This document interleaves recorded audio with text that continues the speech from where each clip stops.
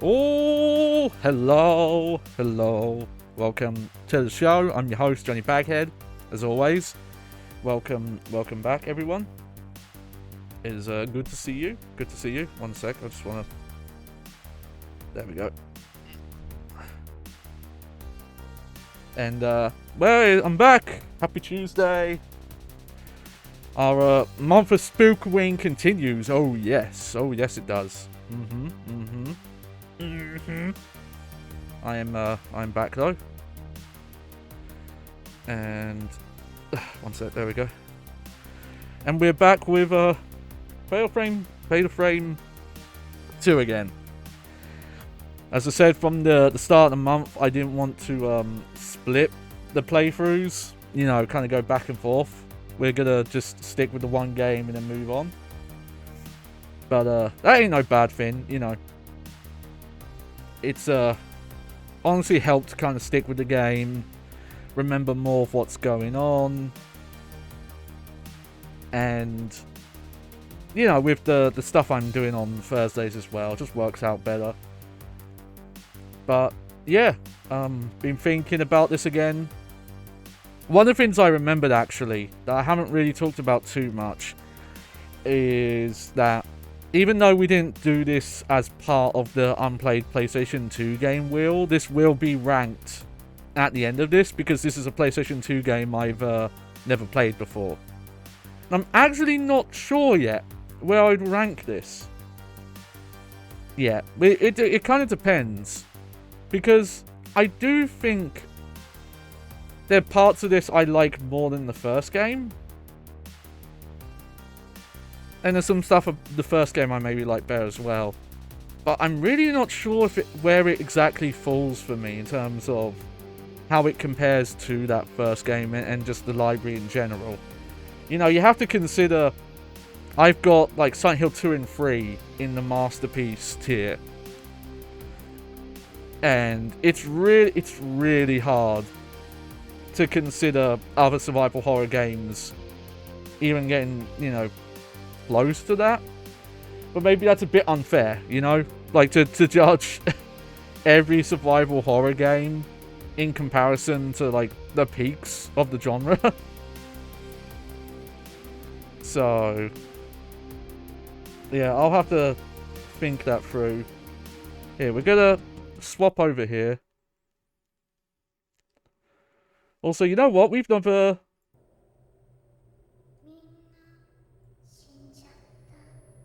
I don't think we've seen this attract mode movie. Granted, we've probably seen a lot of the... Twin sisters have found themselves trapped in Oh, the Lost Village. that's funny. They didn't redub this. I mean, I get it because they were... Oh, weird.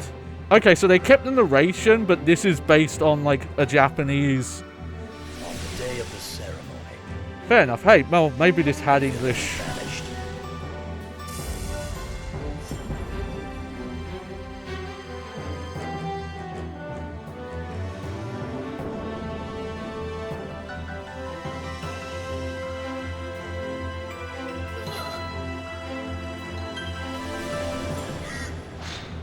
Huh. I hope that's not spoilers. Night of the endless ceremony, twin sisters were sacrificed. Okay, there are legit spoilers in this if you hadn't played this game yet. Also, this is way too loud. その場所を見てはいけないんだ。口にすることすら禁じられている。これが遮影機。 I want to say that some of this is unique CG that they only made for the trailer.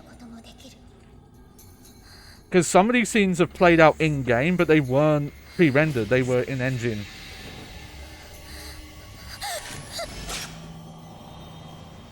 The ritual is fast approaching.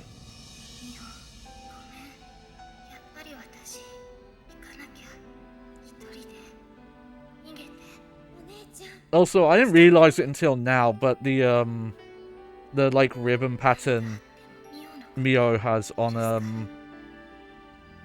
on her top is you know, it's got like a red butterfly motif. 祭りが始まってしまう。早く逃げるんだ。でないと大切な人を失うことになるよ。 This is quite long, actually. This is longer than I expected. But we'll have to pay attention and see if any of these cuts, if this is actually comes up or not. God, they are really spoiling stuff here. Okay, yeah, these are straight up moments we've seen already. Like, we've had some of these, but these are not cutscenes from the game. God, the audio is so weird in this. Like, sometimes it's way too quiet.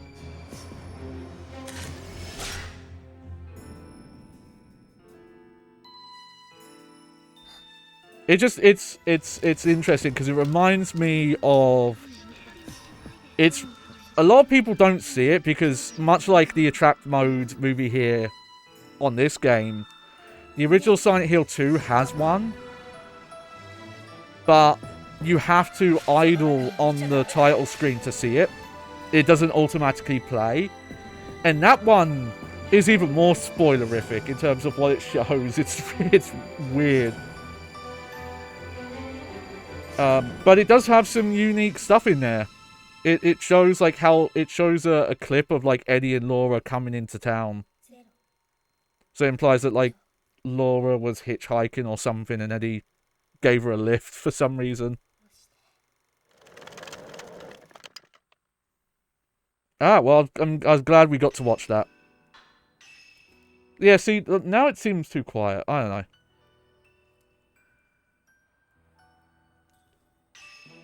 This is just sometimes the thing when you go back to PlayStation 2 games where FMV cutscenes will just be mixed way louder than the rest of the game. Okay, so last we left off, we were... Let's see, we were exploring one of the twin houses and our sister got stuck in a cell room and we had to go off and get the key. And when we came back, she was gone, and we saw her, like, walking off to this side. And we had to go, like, a roundabout way to get into here. And then we had a moment where we dropped the camera, and the ghost of, like, one of these past twins was attacking us. But we've got the camera back now. Which I'm noticing there's a path that I haven't been to. What about this room as well? Yeah, so there's a couple of rooms and doors to check here. Also, yeah, some on the other floor now. So now we're just straight up looking for her.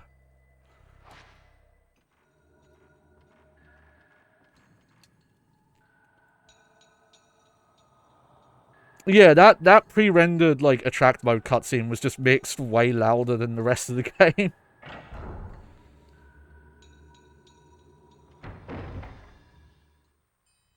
Yeah, I want to just check this door because it's actually marked as red, which if they're just normally locked, they usually don't mark them as red. Oh, weird. Okay.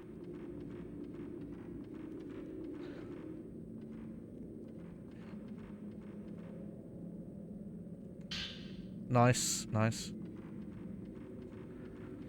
Something I was talking about when we were setting up stream that I realised. I don't think we've had any like full-on boss fights in this game. Like we've had stronger ghosts show up, but they're not one time. Like the closest to that is the woman who fell down the stairs in the other building.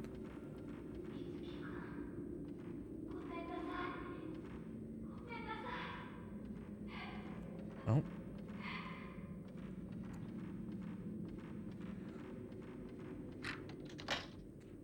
Nice. That's a shortcut we've probably opened then. Let's not go that way first yet. Let's check where else we're going. Sure, let's look at this door.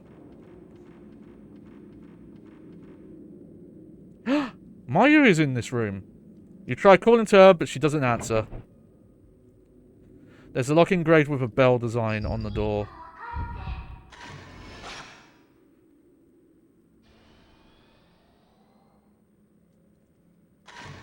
Oh, that's the wrong button. Nah, we'll be fine. Okay. I do want to check this door, because I want to make sure if it was locked or not. Oh, let me make sure I'm going the right way. Yeah, no, I thought not.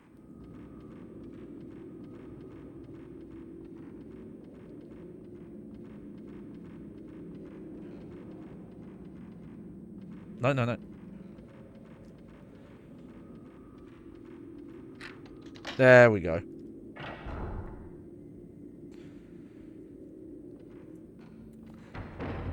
Just good to have open, just in case I need it later.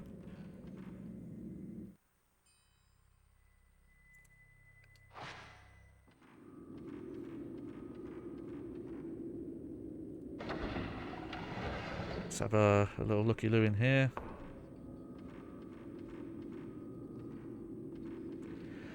Okay, this is making me think. We had the little... Oh! Do you hear that? That's really cool. I'm wondering if we'll have the same bit we had to do on the other side, where we had to find the doll parts. And they were in these little storerooms with those chests. But I like that was a moment that was just there for the... just to be spooky. I'm not going to talk about it too much, because obviously it's getting talked about a lot right now. But I watched a review that kind of covered Silent Hill 2 Remake and really broke down the narrative that it's very authentic to the original, or replicates the original experience. And one of the things they bring up is just the game, like, constantly being loud. There's, like, rarely any downtime, and a lot of the, like, original spook moments and things like that, they try and keep, really don't work as well, because the game just, there's always music playing. It's very rare that they have no background music, or you can just hear enemies all the time, because they're, you know, they can travel through areas, and there's just so many more enemies as well. And they don't really, and they don't add any kind of, like, new silent, or, like, just for the sake of scaring things, outside of just random loud noise, random thing breaking, oh, bookcase fall over, oh, door slam shut, like, randomly. Like, it's very haunted house kind of stuff, which is very Bloober team, to be fair. Okay, Crimson Diary number 2. The day after the ceremony, my brother Itsuki came back alone. His black hair was white! Where has my other brother, Mutsuki, gone? Since Mutsuki disappeared, Itsuki doesn't want to talk. He is still nice to me, but his eyes are always sad. What happened on the day of the ceremony? Itsuki gave me a bell. My eyes are not too good. The bell will tell him if I go near a dangerous place. Itsuki said he will always come when he hears the bell. He said even if I'm hiding away and crying, he will find me. Interesting. Twins and girl. So I'm guessing that ghost we saw in the red kimono, that's who's writing these. Oh, nice.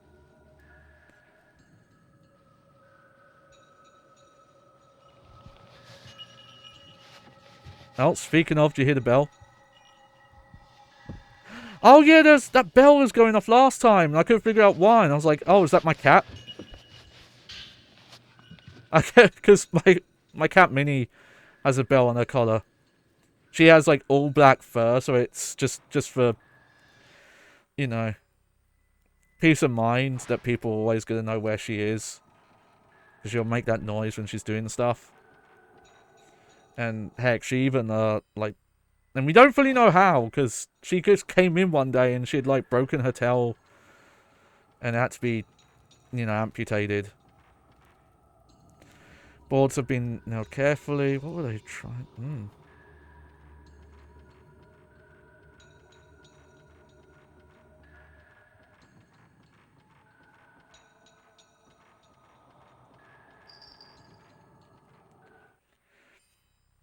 Okay.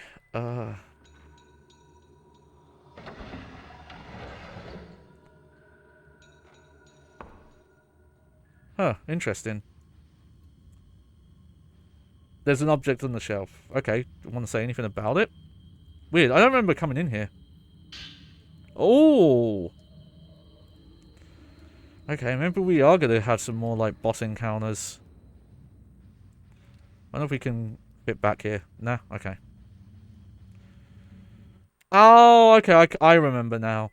I guess there's just new items here now that we can... We're not being chased. You know, I might as well check.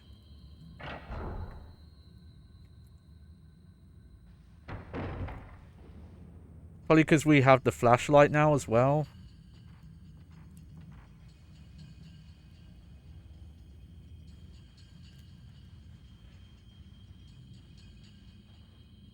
Yeah, I really, really have to put thought into how I feel about this game over the first one. There's a lot of stuff this game does better, for sure.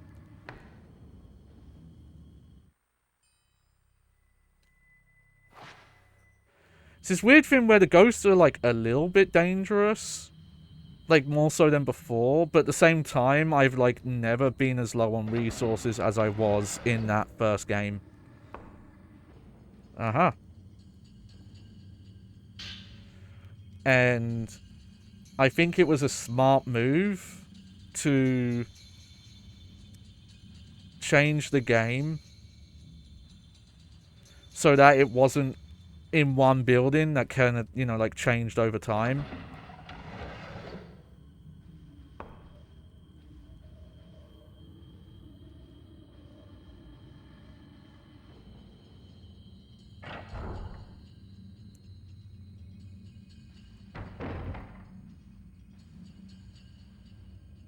Yep.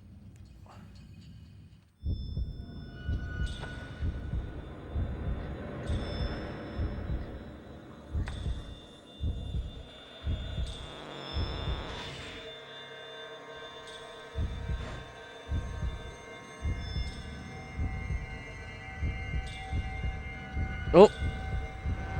Oh! That was close. Okay. One thing I need to check.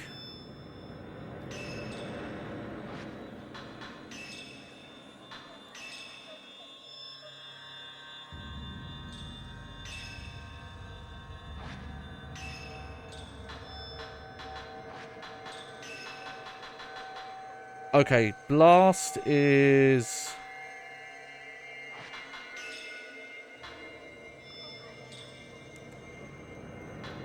Okay, that one's C. That one's slow. Is that blast? Yeah.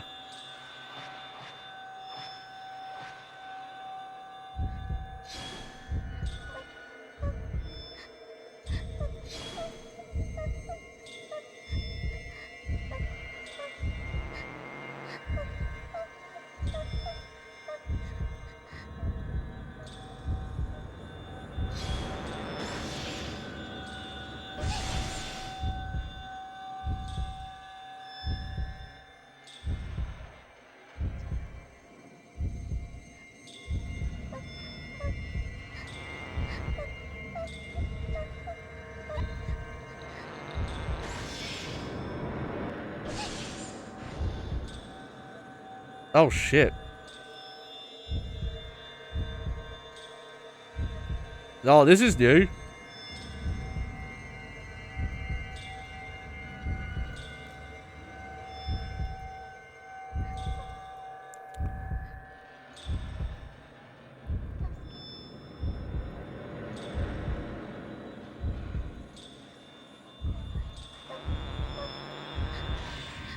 That was pretty scary, actually.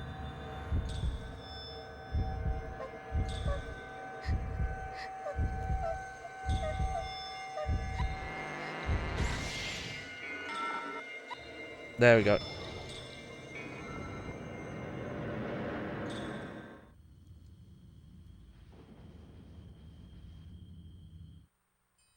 Okay. I probably don't want to use that door again. I wonder if that was like an extra encounter, if we didn't even have to come here. Mm-hmm. Okay.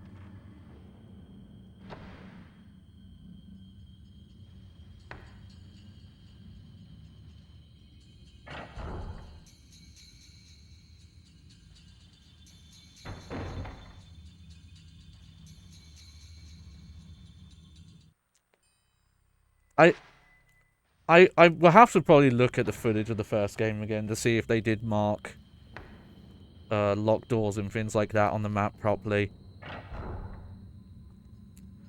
Because that's probably my main pet peeve, is just if there's a door that's locked, it does not get marked on the map properly.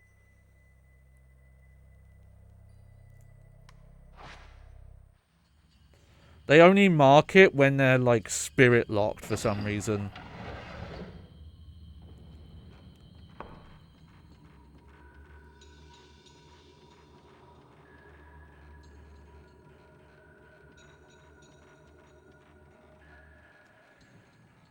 Okay. I think I need to go in here, actually.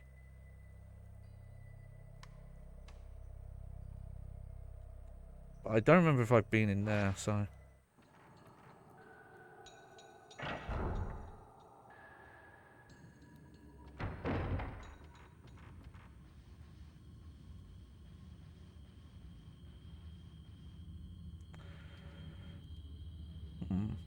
Okay.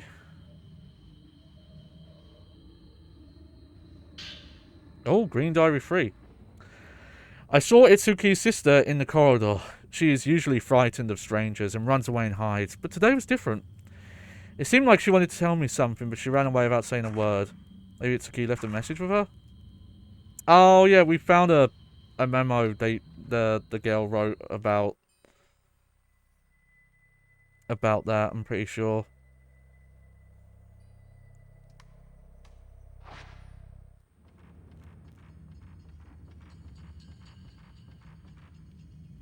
Let's explore a bit more.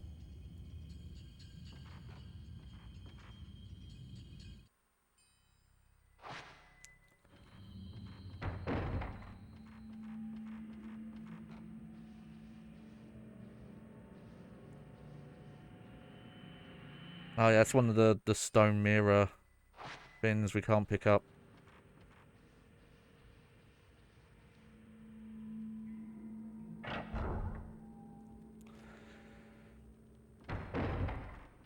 Let's see.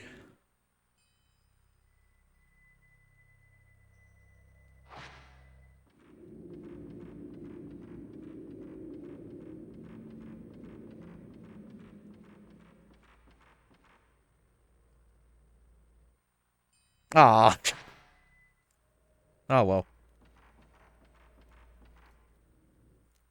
Okay.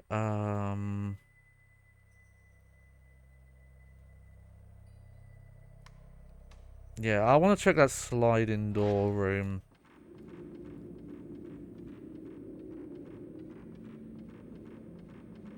A friend of mine was talking about this recently. They've watched me playing this.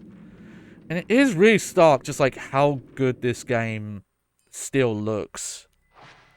And I think something that people forget about survival horror games of the PlayStation 2 era is how they did take advantage of, you know, first, you know, you don't have to have much on screen. You know, you're not filling up with loads of enemies or anything like that. Okay. See, again, would be nice if this door was marked as locked on the map. But there's that, and there's also the fact that, you know, you're specifically controlling what the camera sees. You obviously, in the PlayStation 1 days, that was done by having the backgrounds fully pre-rendered, so you weren't having to render an environment. Okay, just checking my route. And when it came to this era, it was more about, you know, hey, we don't have to render big areas. We can control, like, how close textures will get to the camera. Like, if you think about a game that's third person, or even, like, a third person game with a free camera, there's always the risk that, you know, people can get a lot closer to textures and environment stuff than you intend. Let's see.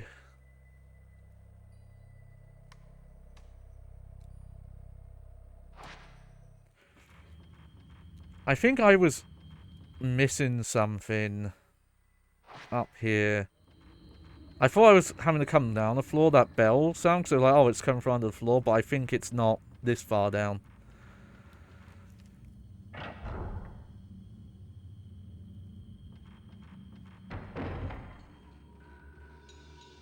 Also, this game, I don't know how well it comes through on the stream, but it does have a filter, like a noise grain filter, which it does actually seem to...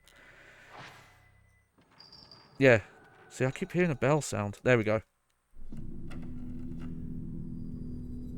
Like, how strong the effect is does seem to change per scene. And it's also a really good way of kind of, like, adding texture to things.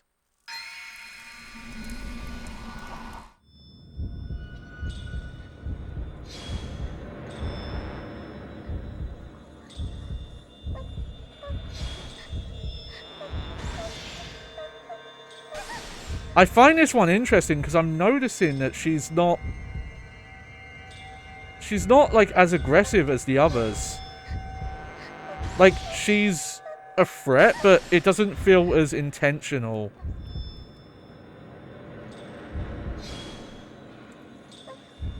You know, like, it's almost like she can't help it.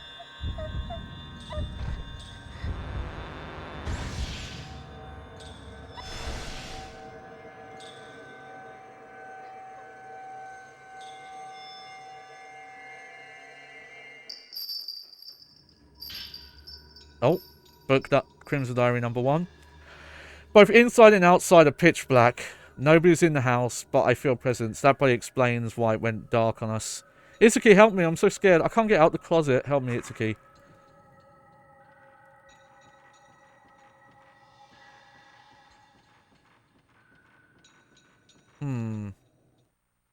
Now, I bet we have to go down here. Just double check and make sure we've gone everywhere. Also, let me check my camera stats. Just remind myself what leveling I was going to do for it. Okay, so now it's just the power-up lenses to upgrade. Okay, You know, I'm kind of tempted to just upgrade Blast. But I'll probably upgrade one of these as well afterwards.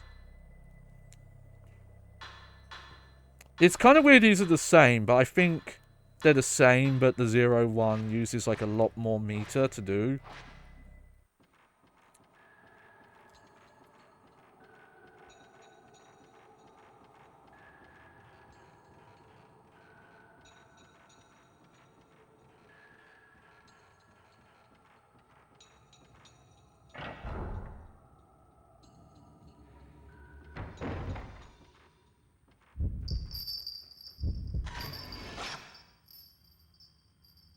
Okay. Good, we got her on camera. She is going that way, but I just want to double check this quick. See if anything's changed here. No. But always a good sign to follow these apparitions. Well, not a good sign, but it's usually where you're meant to go.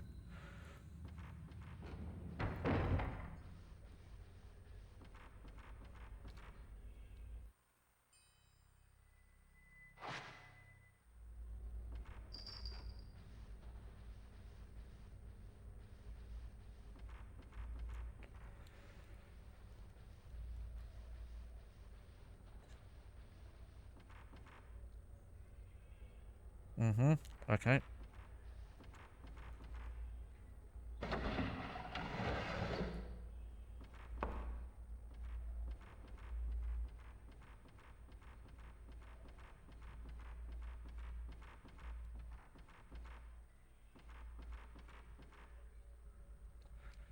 Yep, can't pick that up yet either.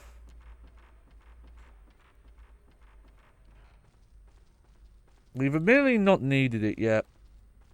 Like I said, it's this weird thing where I think in the first game, like especially by the end, there were some resources I was like really low on. Hmm.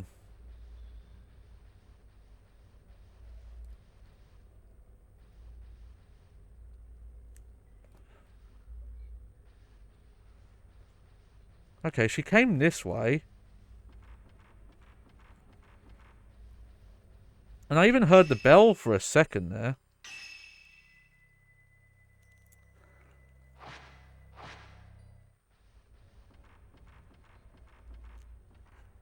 Where is she? Hmm.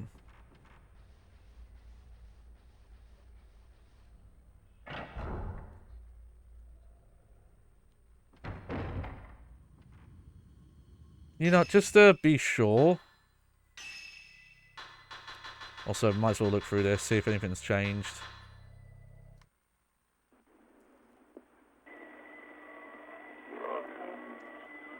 Also, there's one I must have forgotten here.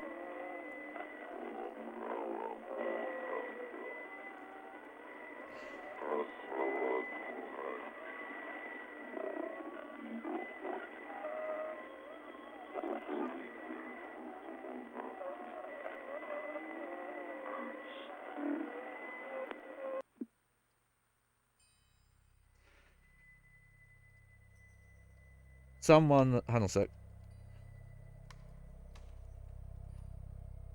Someone just reminded me that there is an actual Fatal Frame movie. No. I want to say I've heard it's not very good. But I could be wrong about that. Okay, so... There's the closet thing. There's that. Finding the bell. Hold me to key for his room. He said I can't go in there. He said if his friend comes to give the key. He came. I got scared, so I hid. I couldn't give him the key. Because the IA, its kids we take it up somewhere. How come it's the key? Did nothing to it. It's all her fault for running away.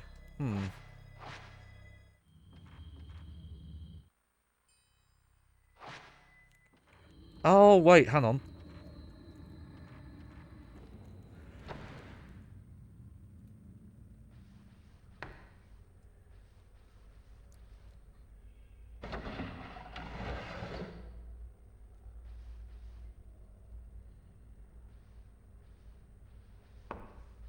Nope. Oh, okay.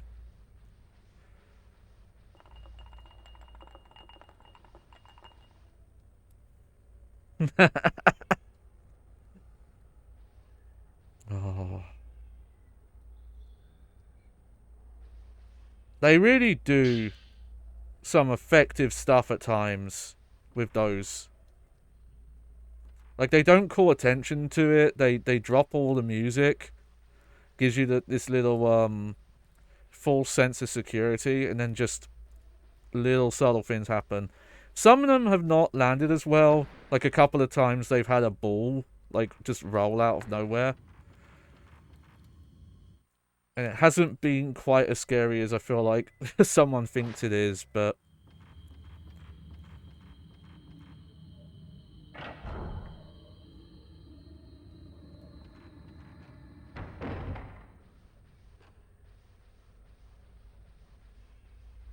See, I'm a little confused because there was like a really brief moment where I heard a bell in here.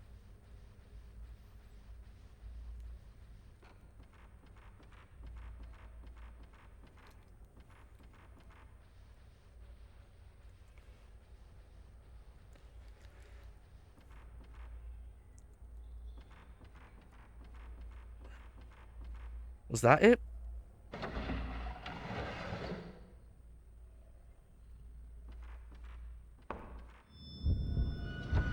Oh.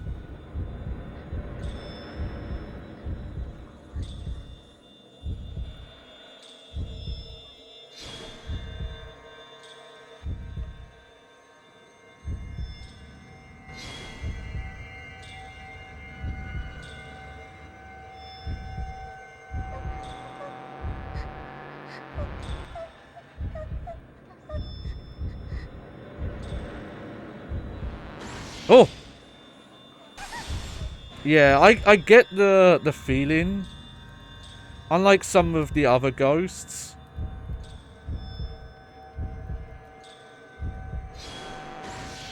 Hey, welcome, Klaus. I get the feeling with this ghost that I don't think she realizes that she's harming us.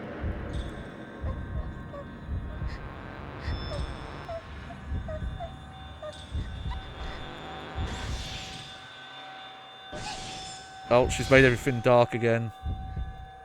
God, this is really dark. I wonder what you could even see on the stream at this point. Oh! Oh, that was good. Oh.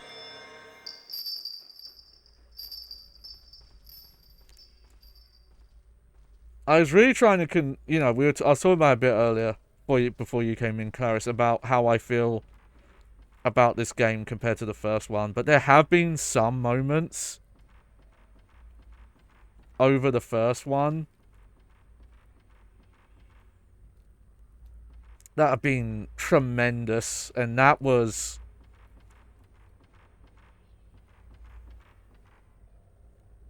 really good.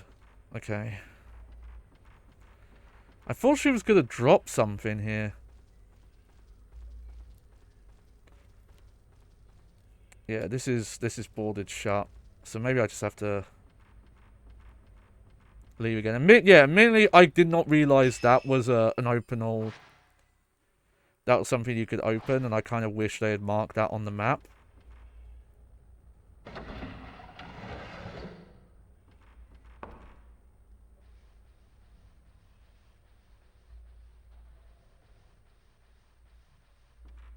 Okay.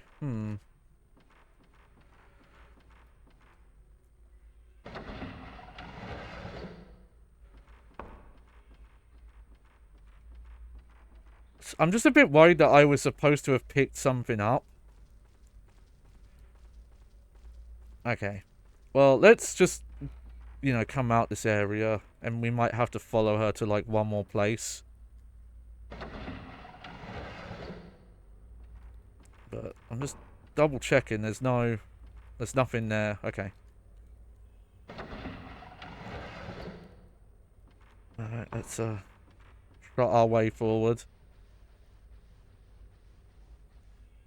Also, this reminds me, I watched a video recently by a channel that I've been getting into the past like half a year, called Rerez,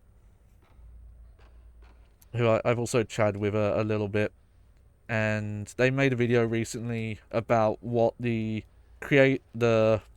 host Shane referred to as ice bucket moments. And I know some people might remember the whole ice bucket challenge thing, but that's not what it's about.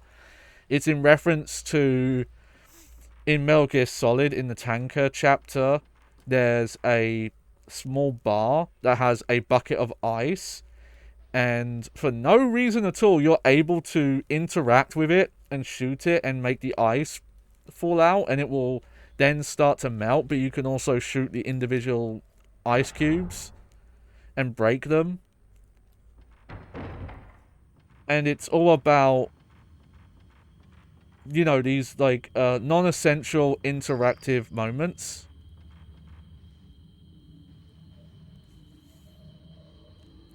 that are just there.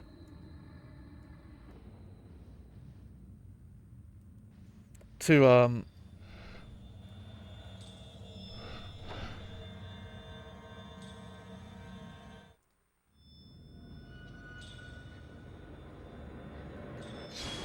No, we are in combat again. Whoa! Yeah, this is really interesting, having a ghost that actually does seem to... Like, she harms you, but she definitely does not come off as, like, malicious.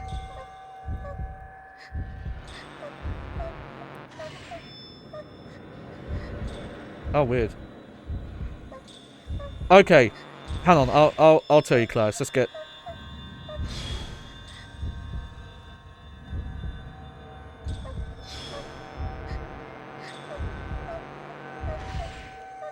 Get some hits in. Oh, she mainly does have really a lot of health. Whoa! Oh, that was close. You know what, actually, I'm going to change ammo type here, because I think she's got, like, even more stronger now. Nope, hang on.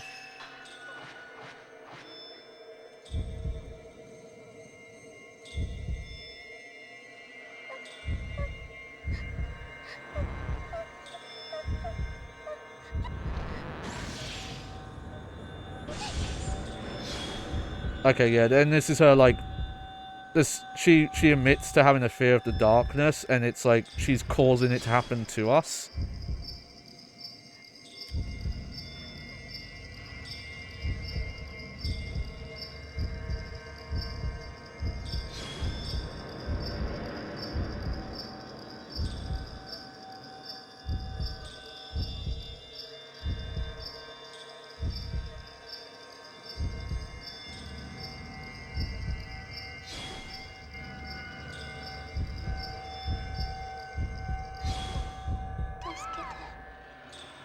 Yeah, she's asking for someone to help her.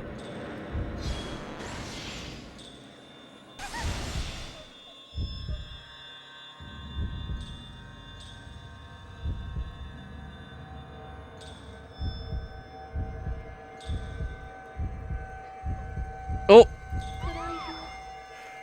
Oh no, oh no, oh no.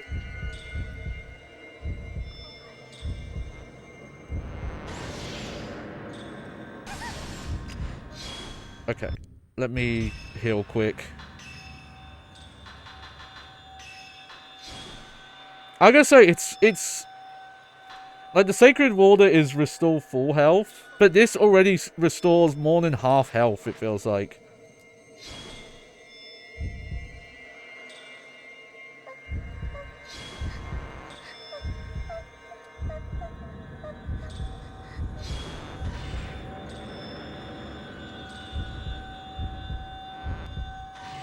Ah, that was a waste.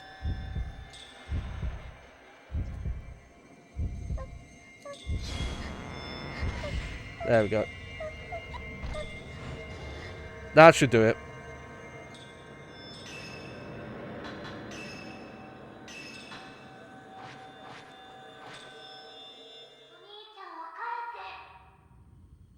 Something is on the ground where the girl's spirit appeared.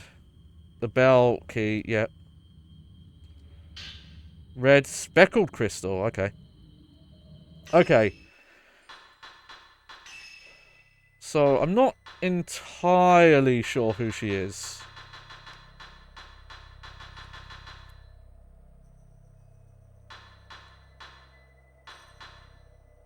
But we have this one. Both inside or outside of pitch black. Nobody's in the house, but I feel present. Itsuki, help me. I'm so scared. I can't get out of the closet. Help me, Itsuki.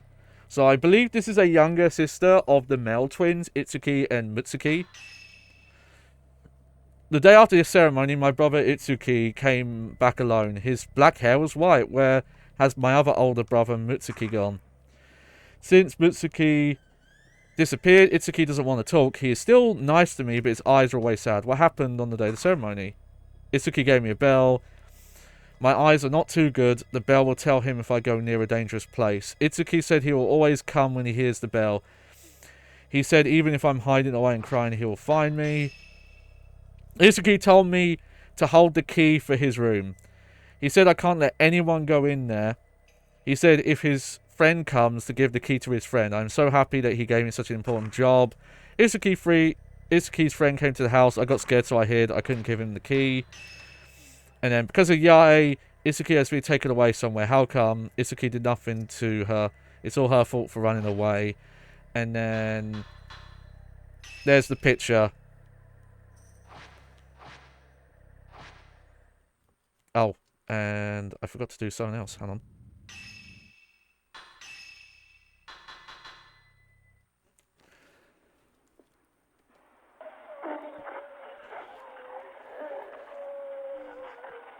But just, yeah, real rough shit happened to the people in this village.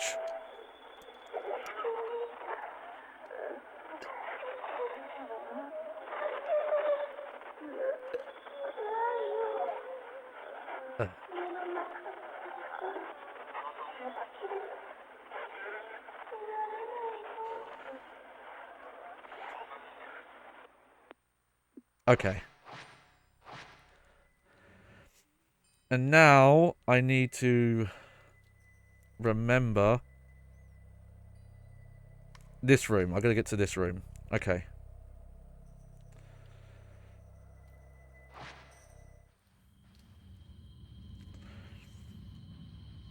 Oh yeah, no. It's a funny thing as well. It seems to be a reoccurring thing in the series actually about the adults, because they have these ceremonies and rituals, and it's always under the pretense of, oh, this keeps closed like the gates to hell or the gates to the spirit world and things like that. But when they fuck them up, it actually seems to make things worse. So it's almost like, you know, it probably is because you're doing this.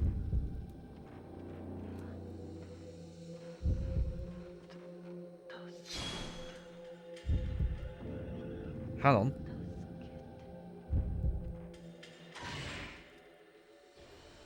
Oh, it's this lady again.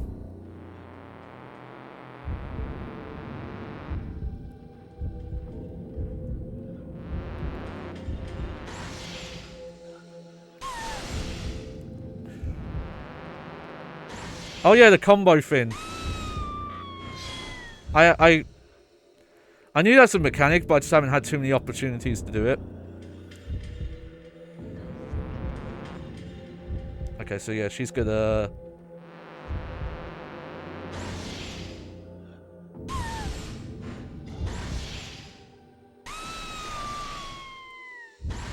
Oh, one more. Yeah! I think that combo stuff is definitely a new mechanic. I don't remember that being in the first one. Doesn't actually come up that often, though. I feel like she's one of the few that has that. Okay, I should be able to afford a camera upgrade of some sort now. Oh, yeah, we got loads of points from that. So, that one's going to be good. Might as well upgrade this. And this. Yeah.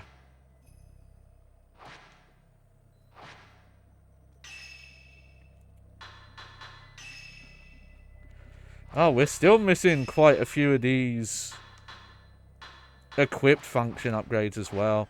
I wonder how many of those are optional.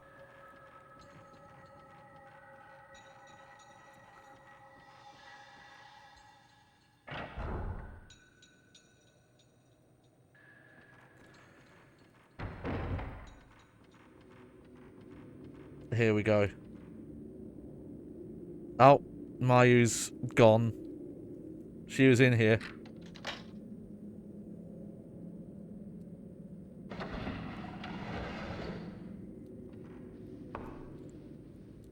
Let's see. Green Diary 5. Itsuki, I pray that you read this. I can't stay in this village any longer. I told Yae and Said I would come for them on the day of the ceremony. After they make out the village, I'll take care of them. Don't worry. When I get them out, I'll come back for you next. Ryozo Minakata. We definitely read some stuff about that guy. I'll have to try and remember all the memos again. Oh, the Bound Diary. Okay. If we perform the Crimson Sacrifice, then Yae and Sae will not need to go through with the ritual. But if our ritual fails, they will be the only ones left for the next sacrifice. I have to get Yae and Sae out of this village. The horror has to stop. There has to be another way. I cannot let Yae and Sae suffer like this. The old passageway under Kureha Shrine has been sealed ever since some twins tried to escape through there long ago. The ceremony master said that they were killed by a cave-in during their escape.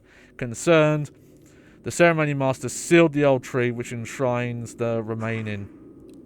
Although the path is sealed, a passageway still leads out.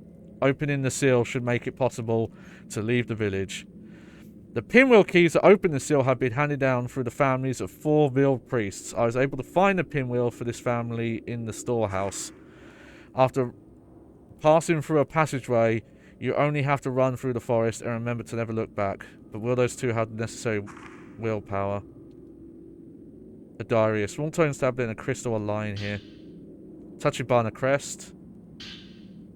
Fluorite. Oh, and cutscene. I wonder if Itsuki and Mitsuki was in love with Sae. There definitely seems to be some connection with them. Heck, we've talked to, like, the ghost of Itsuki, and he seems to consider us to be one of the twins. Oh, here we go again.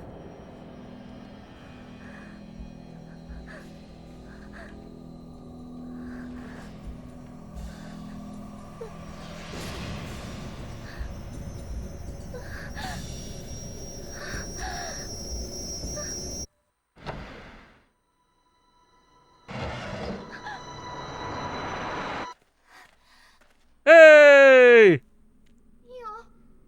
How'd you get out of this room, though?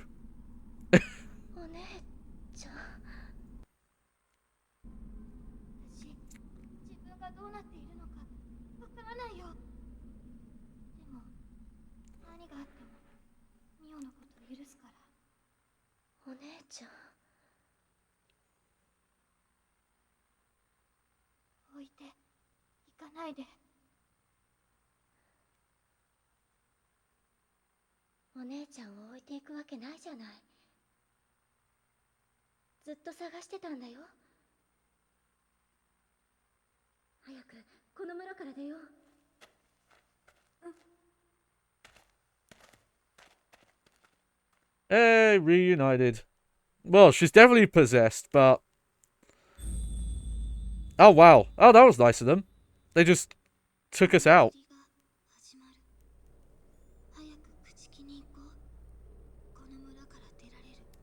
They took us out of the place. Alright, yeah, so we're going here now. Alright, well, let's save.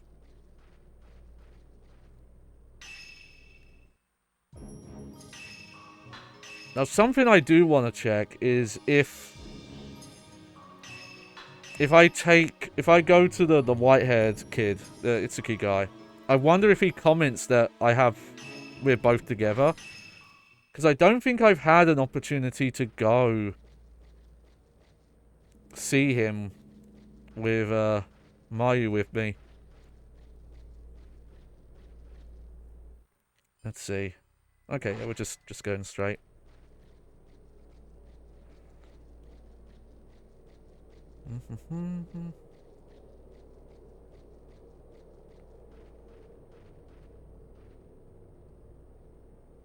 Come on, walk a little quicker. Kaz says he might still think he's helping you to escape. Well, that's what he is trying to do. But he seems to perceive us as... Oh, weird. I don't know if you saw that, like the noise filter got way stronger there for a sec, but I don't know why.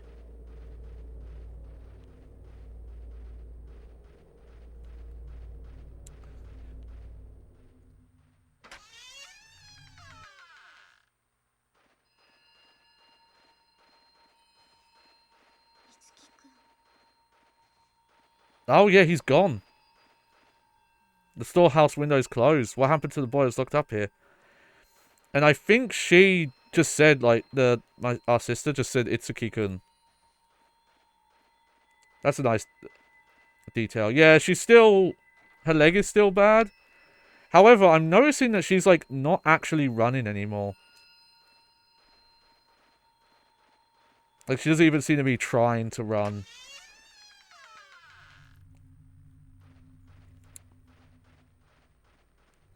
So, like, if we get, like... There we go. She does a little bit. But she's definitely not moving as quickly as she does sometimes. There you go. Now she's picking up the pace. I don't know why she was walking so slow earlier.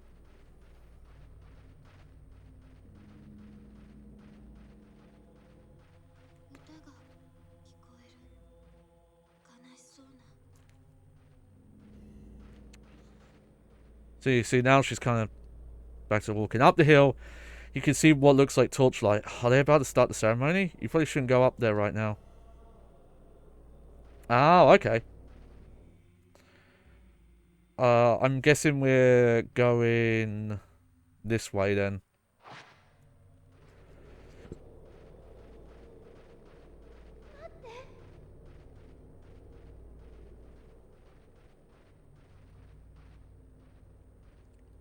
I wish we could, like, hold her hand or something. Like, to keep her with us. Like, Iko.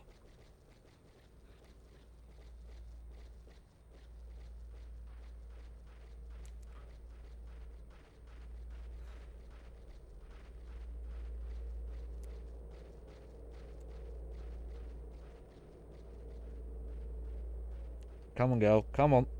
I can hear you.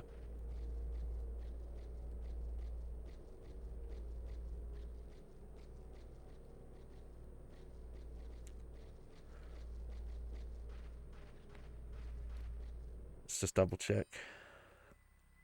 Yeah.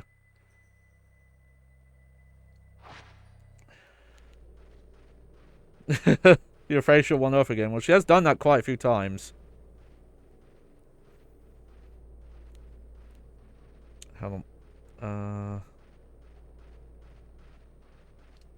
Wait a sec. Oh, okay. I must just not have gone far up enough. There we go.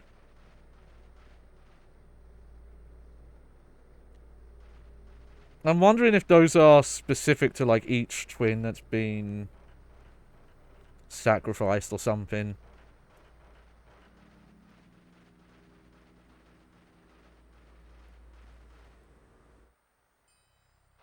I'm curious, actually, if we... I know. It's not... What can I do, though? I could give you the herbal medicine, I guess, but...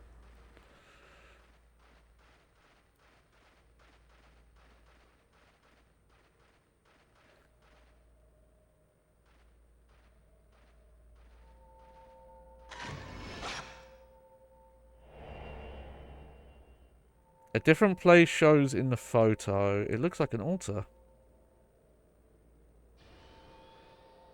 Alright, well, I'm not entirely sure what that is. I'm guessing it's going to be up this way, though.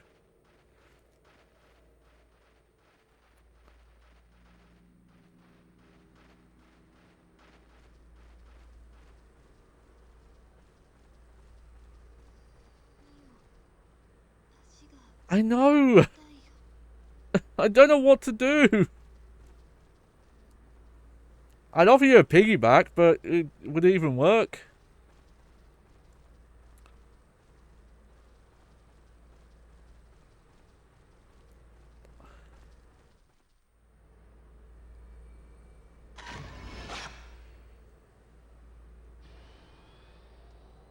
There we go.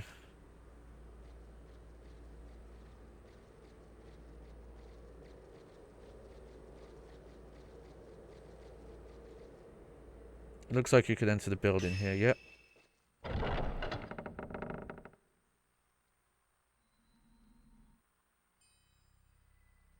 Oh, yeah, okay.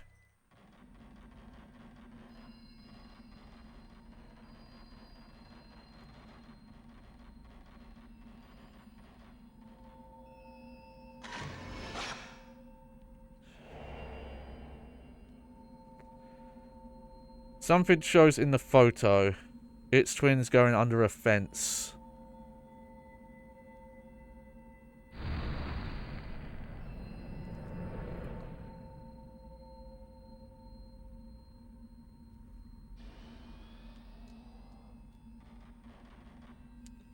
Non-mirror has been enshrined in front of the altar of the Crimson Butterfly picture.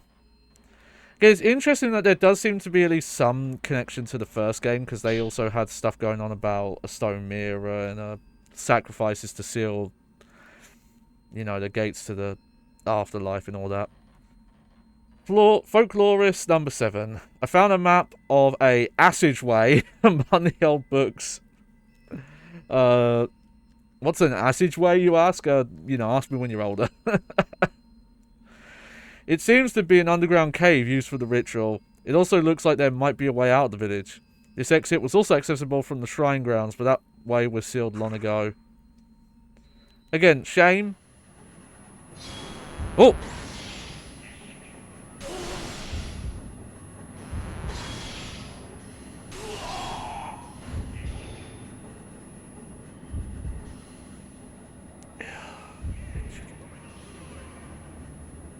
I don't remember what it exactly is.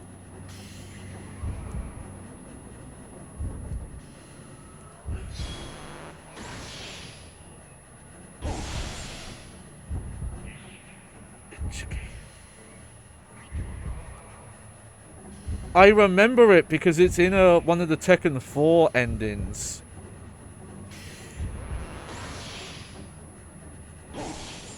It's either like hate me or despise me or something like that. It's the bit where like Jin is chained up and he's having those like nightmares about Kazuya.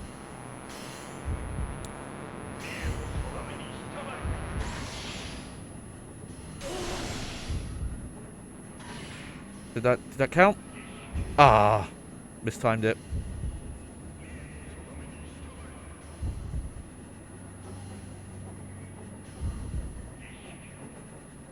I think that's what it is.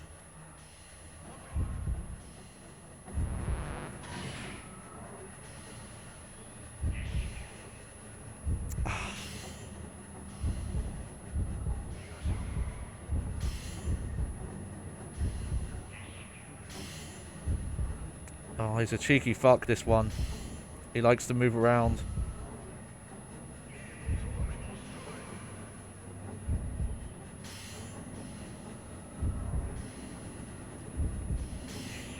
Where are you? Oh, there you are. There you go.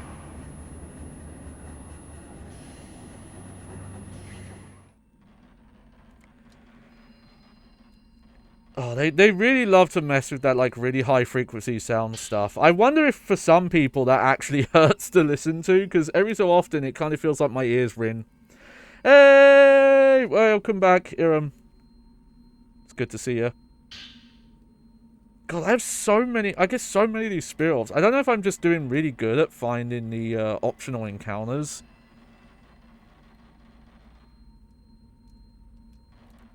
Or what. Wait. Your Evil Within 2 playthrough is not beatable? What do you mean? I don't think you can get softlocked in that game. Or is it like the game's not working or something?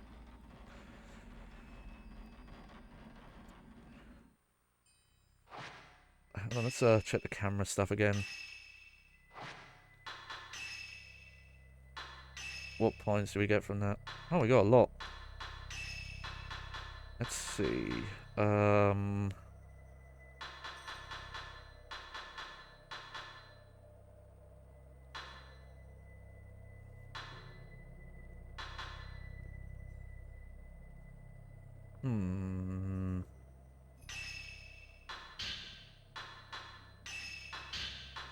Sure.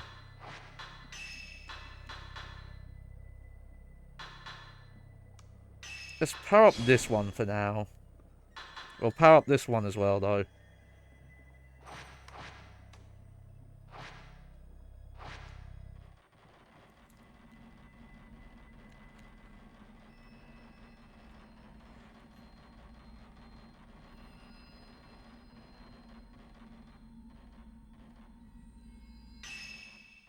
There we go. Back down we go.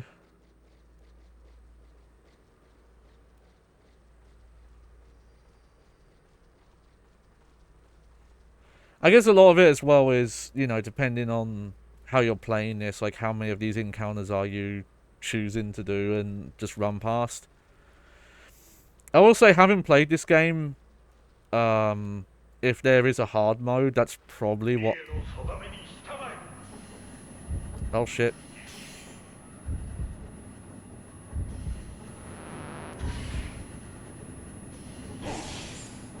Oh, I'm surprised that counted.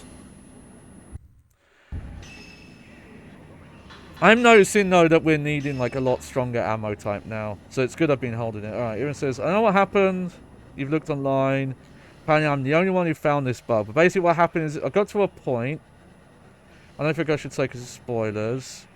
A popular everyday building. That when you go to your into your greeting entrance you expect, but then when I get to it, it's just bricked out small grey room and I can't leave. It's been quite a long time since I've watched like a full playthrough, so I don't remember the specifics. It wouldn't be spoiling for me because, like I said, I've seen a full playthrough of the game already. Okay, not great. I should have waited a bit.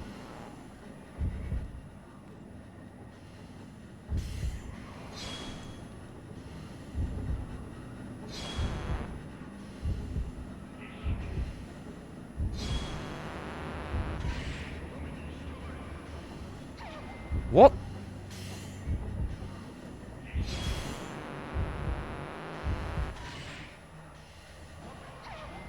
Oh, shit. Okay.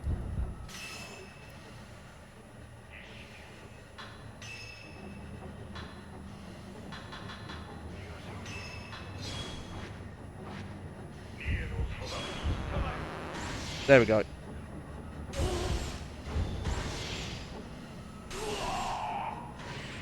Oh, wow. Okay. I didn't do it, but you can get, like, mega combos on this guy.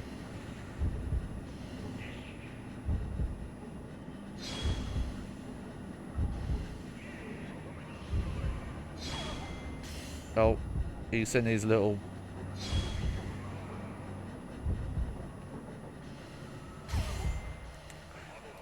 I don't think I can shoot those. I think I have to avoid them.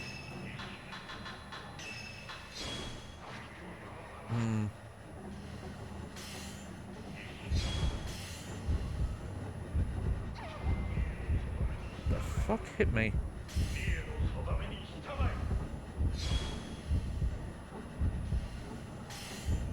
Where is he?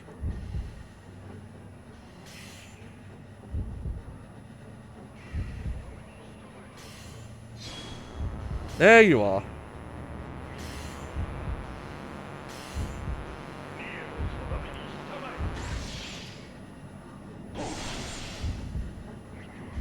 Okay, didn't do the proper combo counter moment, but I'm fine with that.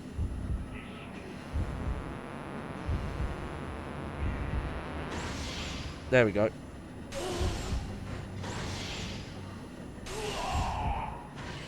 Ah, you have to be really quick to get that third hit on him. I do like that system though, that combo system.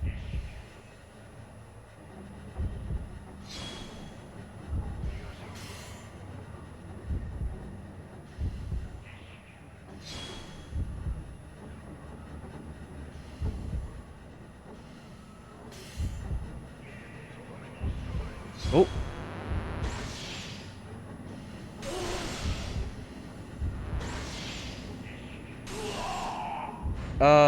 Is that their health bar on the top? Yes, less. Yes, that is.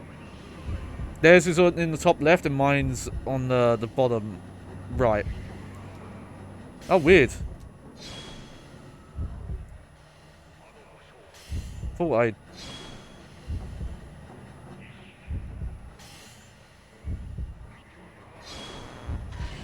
Whoops.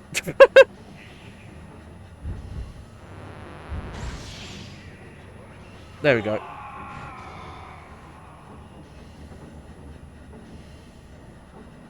Oh yeah, you don't see. Yeah, not many horror games do the health bar. I mean, it's actually an upgrade. So I think it's technically missable, but it's one of these.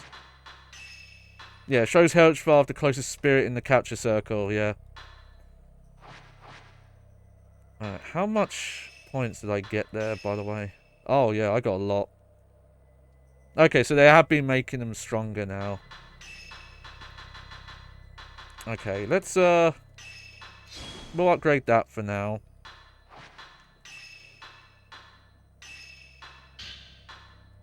Put some orbs into that.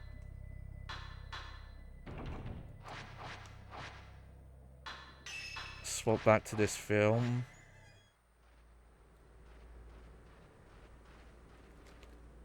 So yeah, we haven't had any specific really like boss ghost. It's just been that the ghosts that we've been fighting are just getting stronger and getting like a few more gimmicks with them.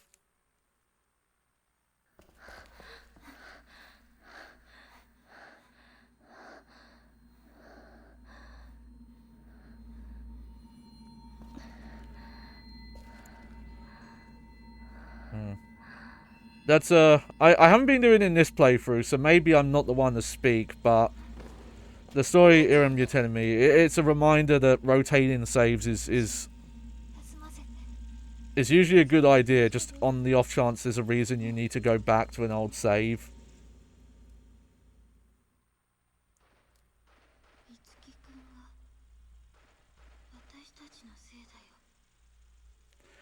She seems to be sleeping. Alright. A pinwheel stone tablet is inserted in the shrine. A device for opening the passage. There are 4 other places around it for inserting similar stone. Octagon key.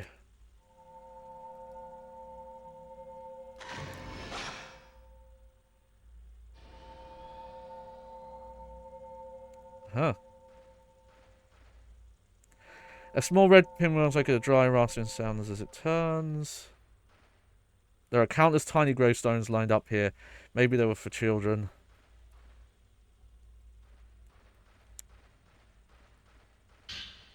Folklorist number 12. Okay. Twins play an important part in the ritual. In recent years, the government issued a decree that the first twin to come out is the eldest. Each region used to have its own rules until that decree was made. When I asked the ceremony master about the village's rules, he grinned and said that tradition is tradition. This village still practices the old ways. The twin that is born second is considered the elder. Fair enough.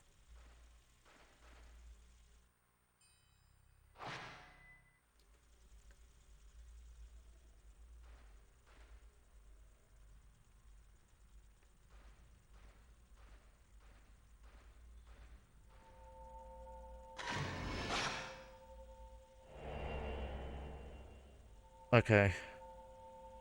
Something shows in the further shrine. Maybe it's a busy part of mechanical dolls. Mechanical dolls?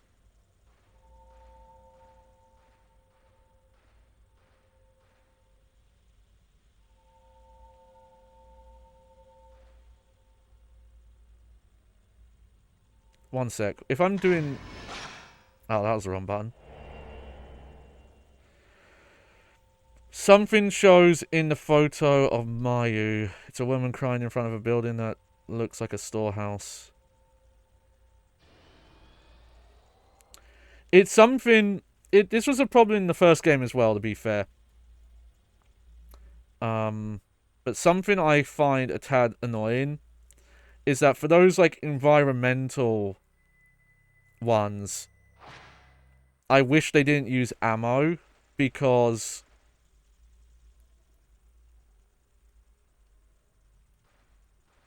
having to... Oh. Having to swap back to, like, the free ammo. Oh. Flashbang out.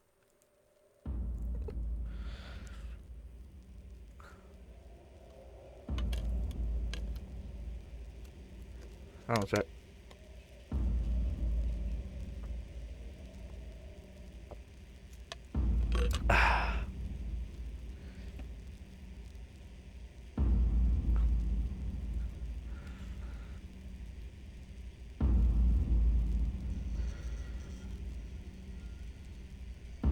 Okay, so we're pretty sure that this, if not that, but some of the flashbacks we've seen is like the folklorist did get sacrificed by this village.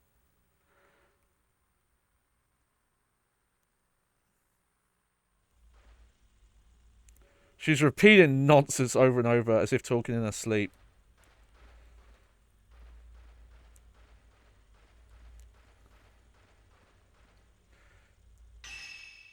Yeah, I think we're going to leave her here for a while.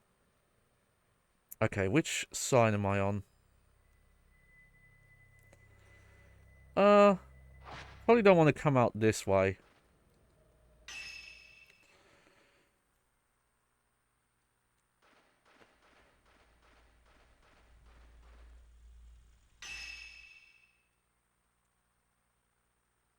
It's a shame that some of the text is still a bit messed up at times. It happened in the first one as well. Like, it's why when I'm considering this game and, you know, where to rank it and things like that. This is also, I'm pretty sure that photo was here.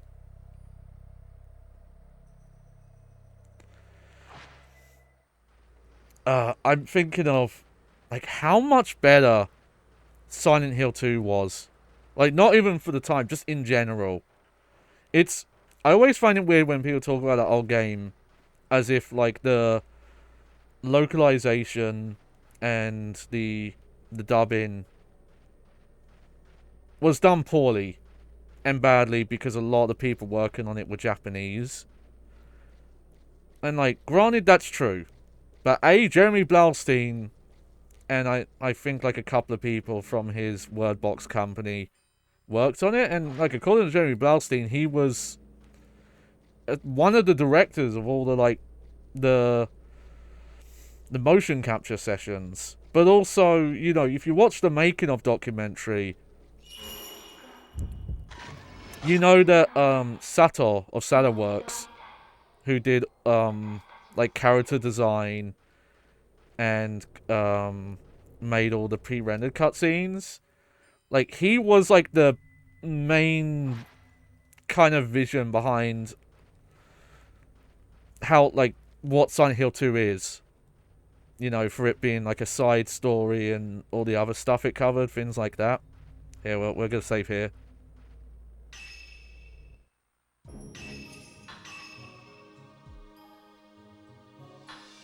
Yeah, you know what? I haven't rotated the save. Let's do it now.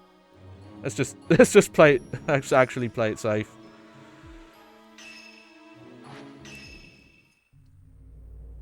And obviously he doesn't speak. You know, he's not a native English speaker, but he has a decent understanding of the language. There we go. It's a good thing they gave me that hint, because I did not remember what type of lock this was.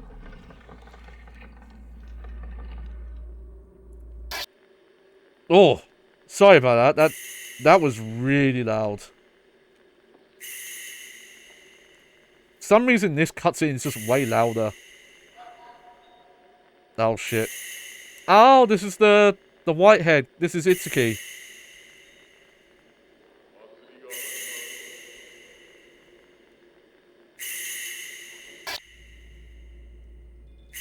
I'm wondering if that sound is supposed to be happening or not.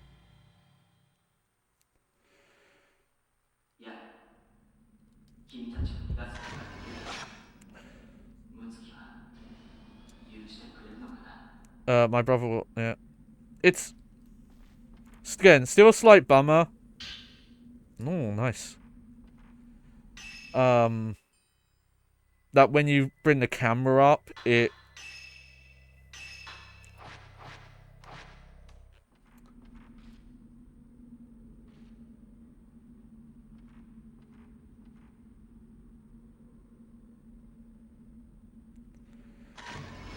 Oh. Ah, well, that's fine. That it disables the subtitles.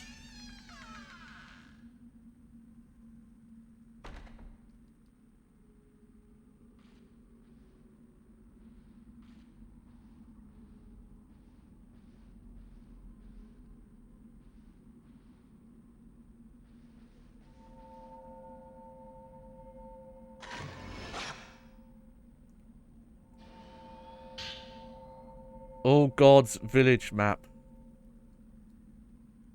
Interesting. Bound Diary number 4. Will Mitsuki ever be able to forgive me? I could not make him into a butterfly. I could not become one with him. It is all my fault. Please forgive me. Alright, well, we know this is Itsuki's diary now. Maybe this belonged to the boy that was imprisoned here?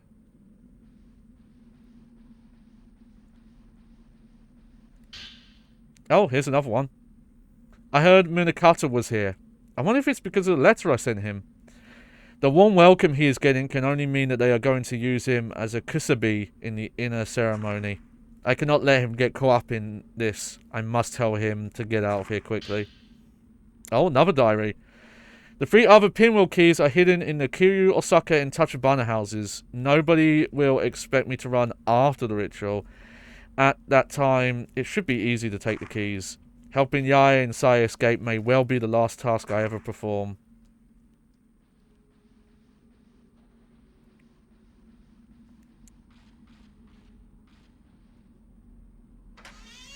And yeah, if you look at some other stuff that was being localized at the time, again, this game, Fatal Frame 1 is even worse. And it's this weird thing where Resident Evil 1 Remake has way better voice acting than the first game, but it's still pretty bad.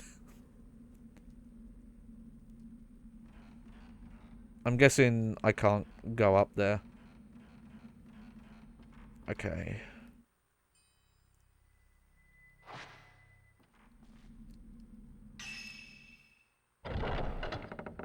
Okay, so now we've got a big quest to do here. One thing I do wish is that you could zoom this map out. You can only zoom it in. Oh yeah, and yeah, Siren has the... At least the first game has the British voices. I have heard them because I've messed with that game a little bit. But I've not... You know, I've not played too much because I don't want to spoil it.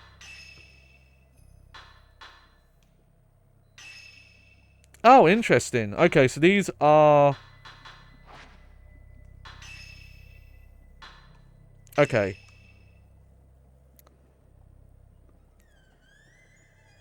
Okay, so this is the next locations I have to go to get the next... those other 3 bins. I'm going to go to the graveyard area first, I think.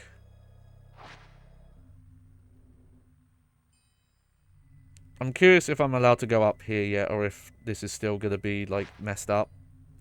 They're doing the ritual thing over there.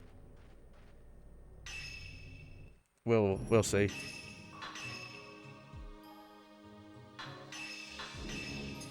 Like, I'm really... It's just weird to me to look back on a lot of games from this era and which ones people consider to, like, have good voice acting or not. And I think Silent Hill 2 and 3 are probably the strangest ones to look back on. Just because it's like... There are some that are so much worse from that era.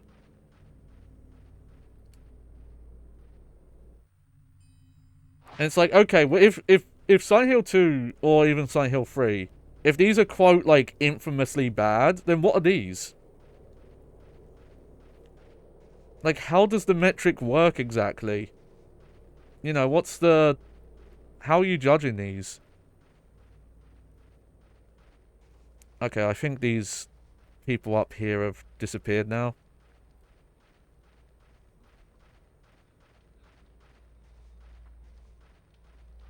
Oh, they left an item, though. Good, good.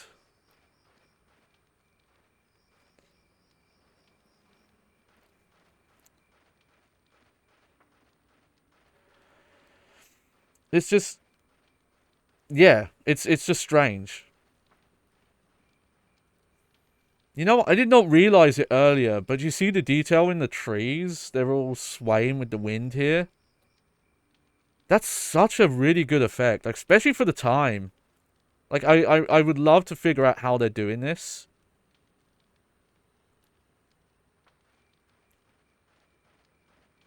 But But that looked really nice. Oh.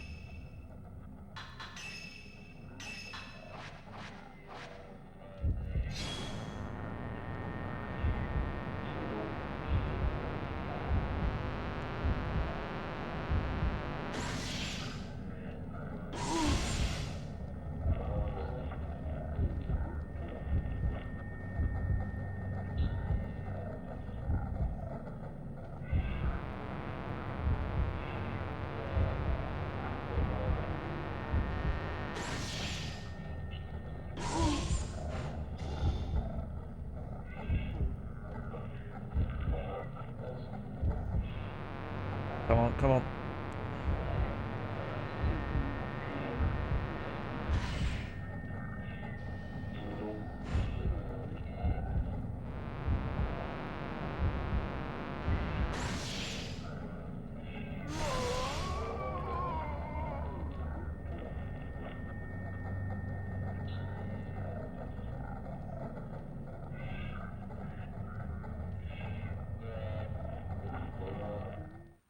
There we go.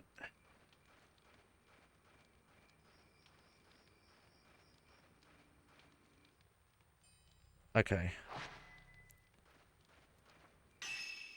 So yeah, if I check items, we've got our film. We've even got our special film. We've got really good amount of healing here. Yeah, flashlight. I think that's all the film reels. Okay, so we've got the Tachibana crest, but we've got 3 more to get. It's weird that this was a key item we picked up. Like, right at the start. And it's been in our inventory the entire time. Instead of just taking the memos out of it.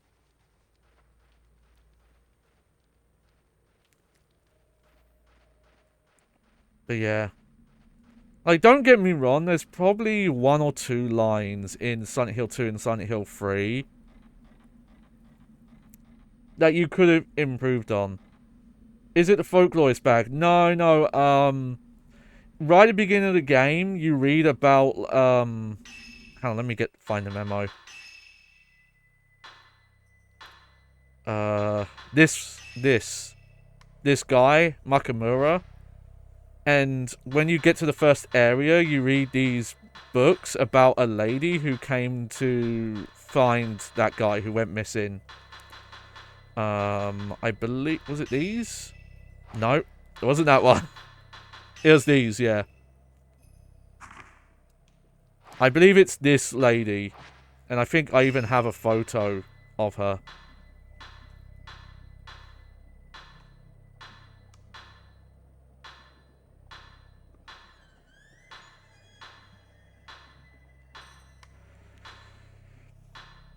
Yeah.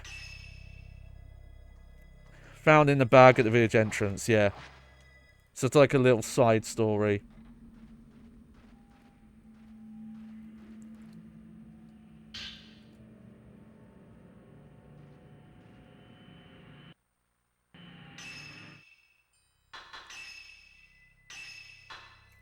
I don't know if one of the later games does it.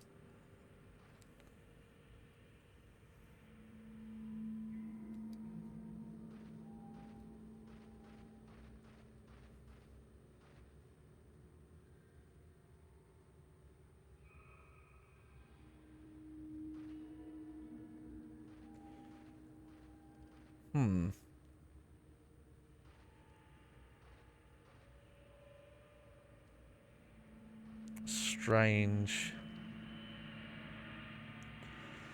But I do hope that at one point they have the option to swap ammo without having to go into the menu.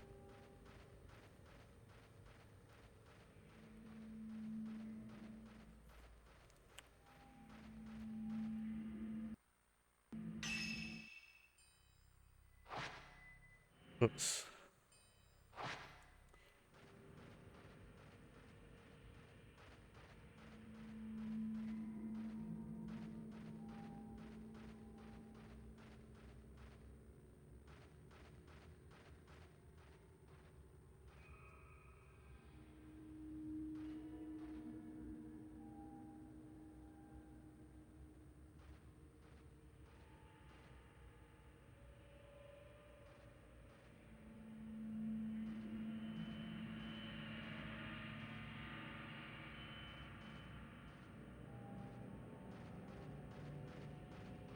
I'm gonna have to...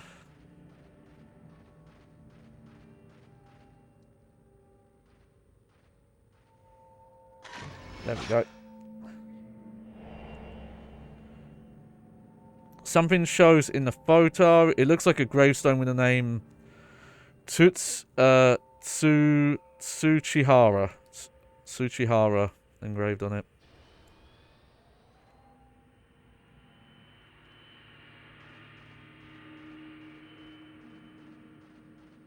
God, it's like really dark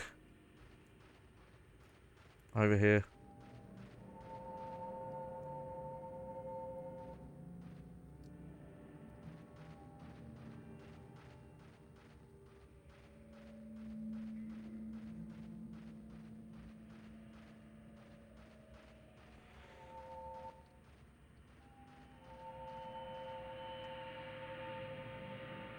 There we go. Something shows in the photo. Oh, it's that lady with the neck.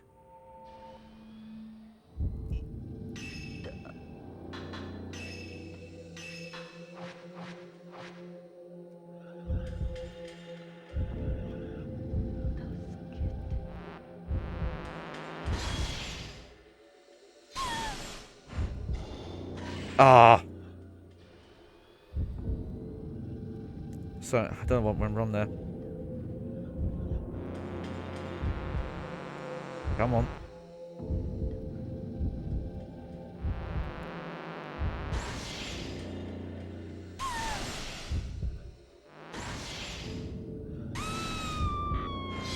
Ah, okay, I missed the third hit.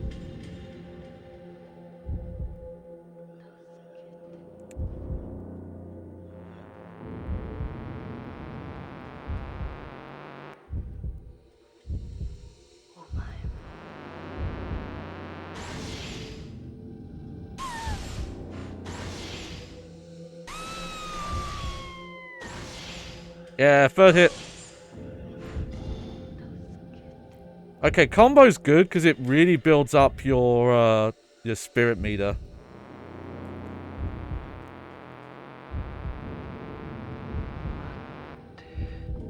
Come on, come on.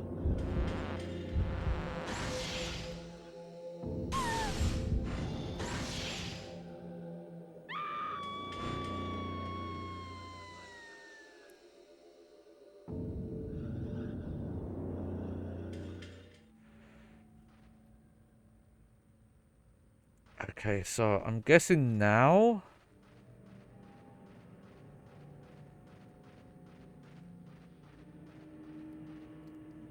Yeah, there we go. Very good.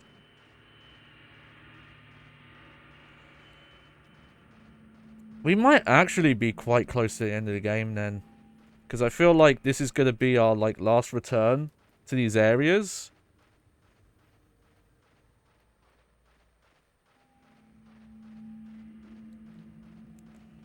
And then that will be it, you know. And then we'll unlock the kind of like final area in the tree.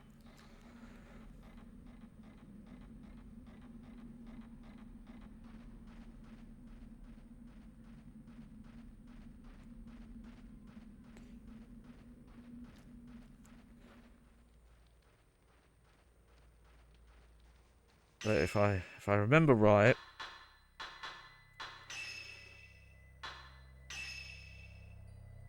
yeah, we've got that first kind of indoor area we went into to check. We'll go there next. And okay, I'll save not this save point. I'll use the next one, just because it's a bit of a trek down.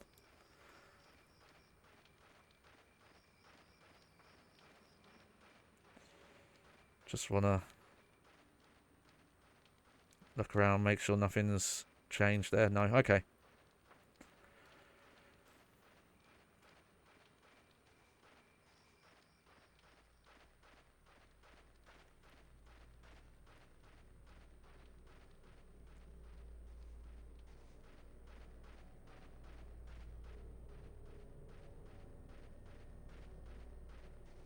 Yeah, I do appreciate that, and I'm bringing this up because I watched the video, and I mentioned this earlier about like the lack of silence in the Silent Hill 2 remake. Like, they very rarely just let the world sounds play. There's always some music and monster sounds going on.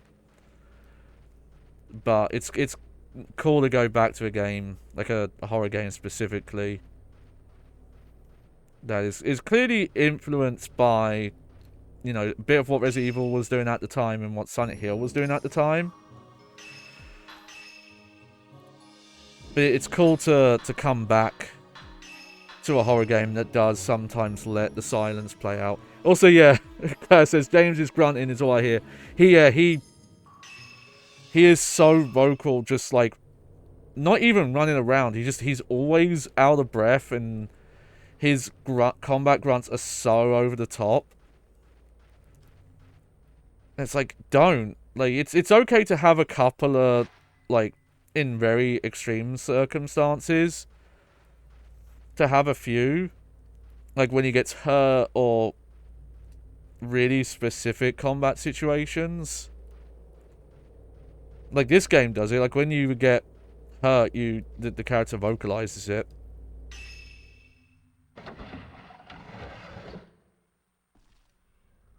Oh. Also, it's awesome to see this again. Even though when you use the right stick, the illusion breaks. I might need to load up Silent Hill 2 again and see. I'm trying to remember how well they use that effect. Now, I'm curious about this map. That's where we came in. Okay. So they don't show a specific area I couldn't get to.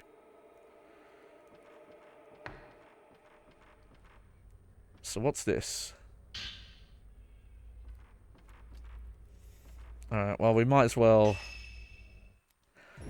safety save here. Again, my thesis on this is just, in a video game, you're really meant to embody the main character. Especially in horror. Hold on a sec, so I just realised there's a... There we go. And I think when you have the character be the one who reacts in gameplay,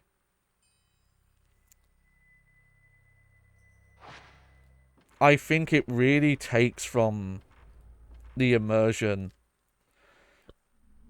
Oh wow, I wasn't expecting this to be a cutscene.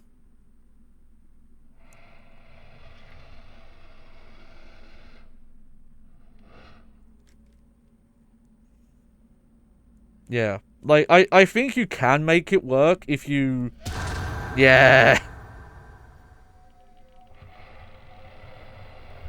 To be fair, I'm pretty sure a ghost came out of this box earlier. I think we fought a ghost who came out of here a while back. Oh, the audio is really good here. Yeah, this guy. I haven't quite figured out who this guy is, by the way.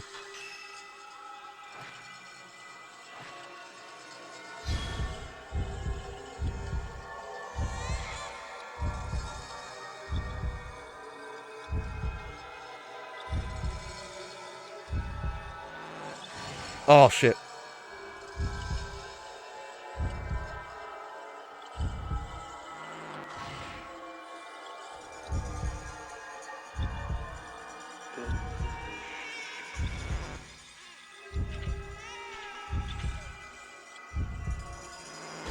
There we go.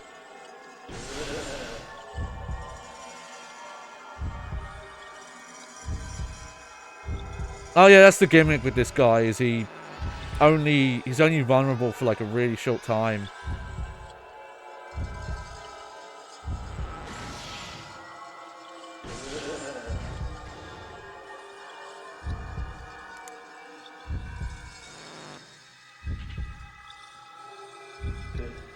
I want to try something, hang on.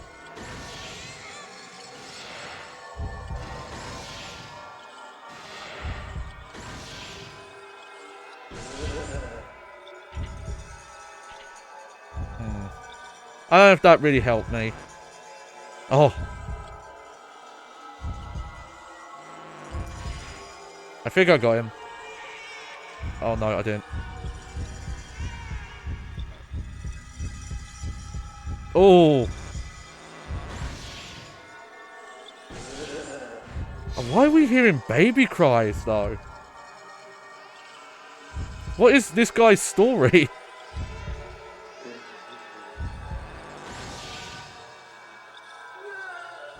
There we go.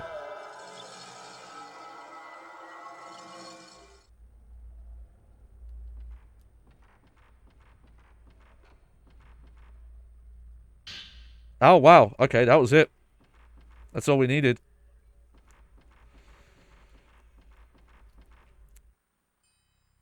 So, we've got one more building to go to now.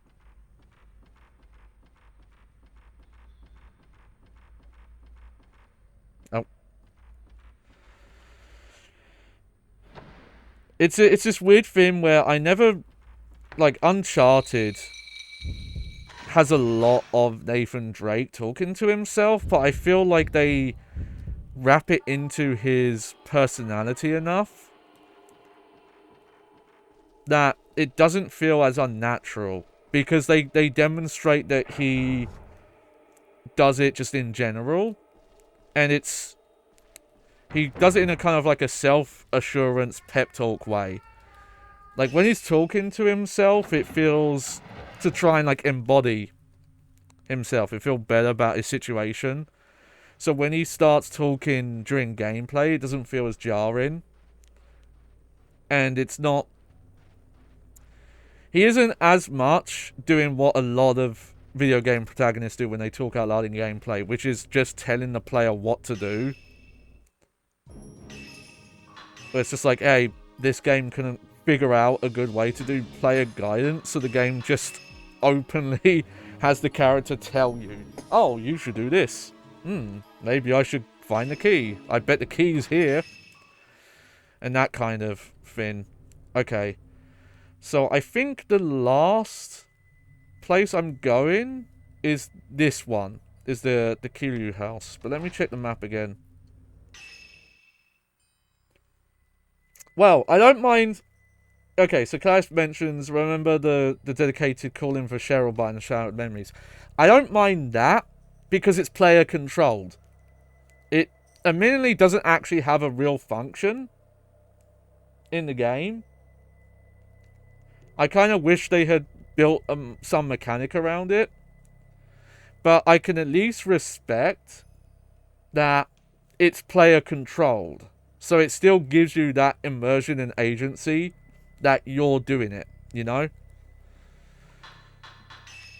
I just want to double check, but... Yeah. That's the... That's this house? And it's specifically pointing at this entrance, so that's probably the entrance I want to use. Okay. I was a bit worried when this bit came up. I was worried that finding these little things was... Oh, you're going to have to, like, re-examine the entire inside of these buildings. But thankfully, that does not seem to be the case.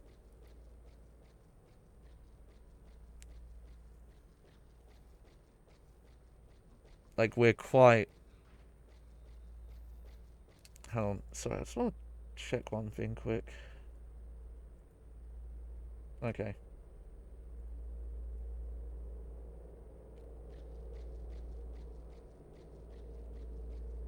The problem is... You know what? I'm going to change the brightness a bit.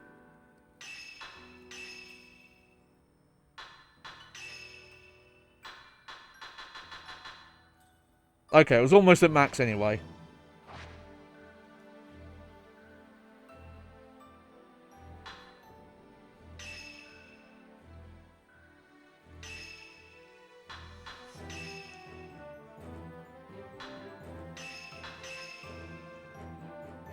But I'm worried that it's just going to make the image look a bit washed out here. We'll see. That's probably fine.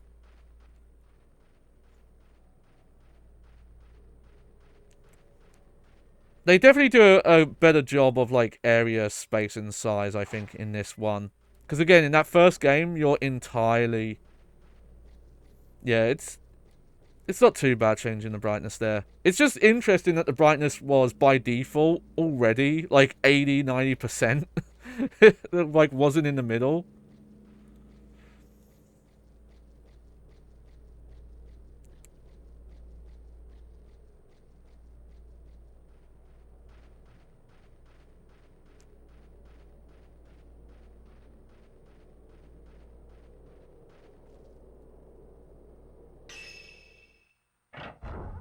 Like, I do think, you know, giving you a bigger map with all these little areas that you went into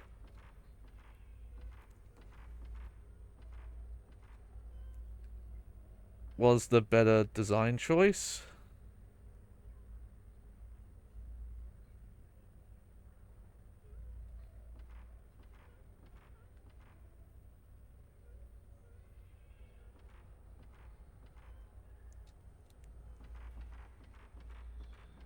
Okay, I think I've got to go up.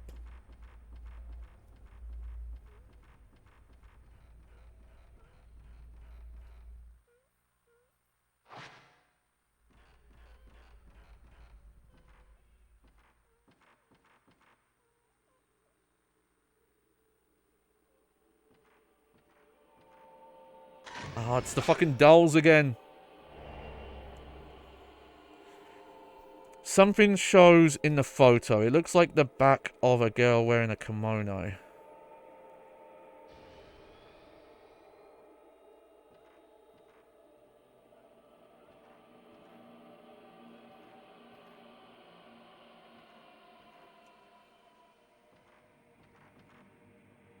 Huh. Where was that, though?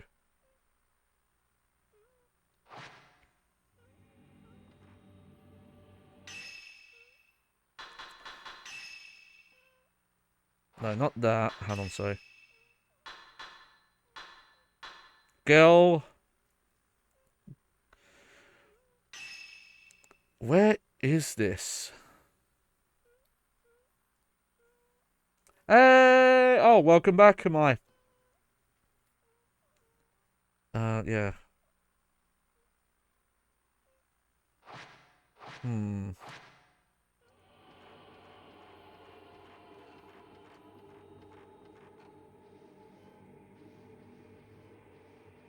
Aha! Here we go. Looks like part of the wall is meant to rotate.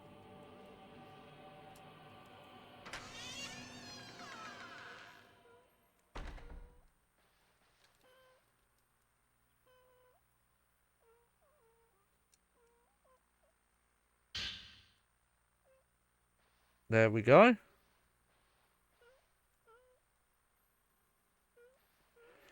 I am sure I am going to get into a ghost fight. There we go.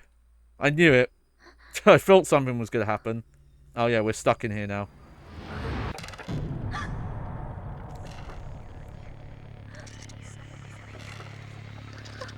These fucking dolls.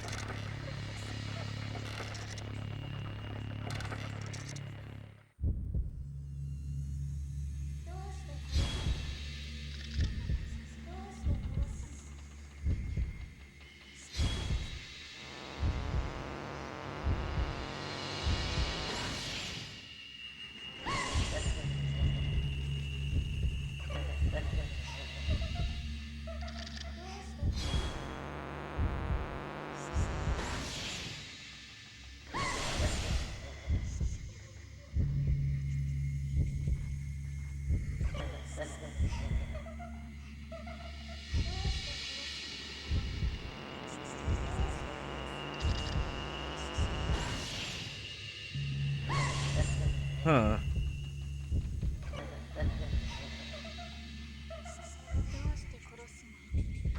Oh, okay.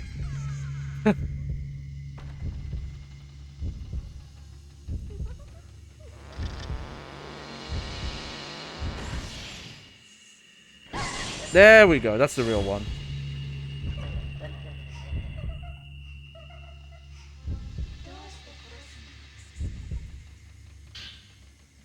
Good, good.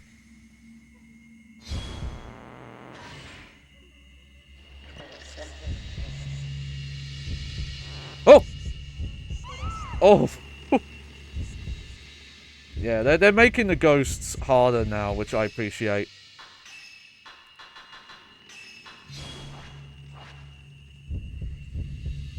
Ah, come on. That shouldn't have got me.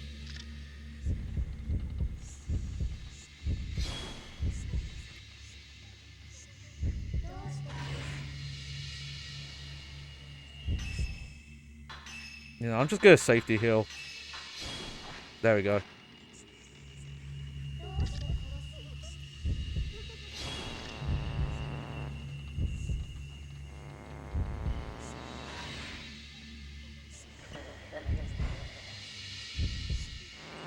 Oh!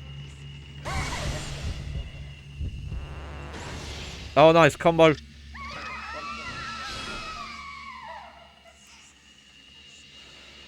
Oh.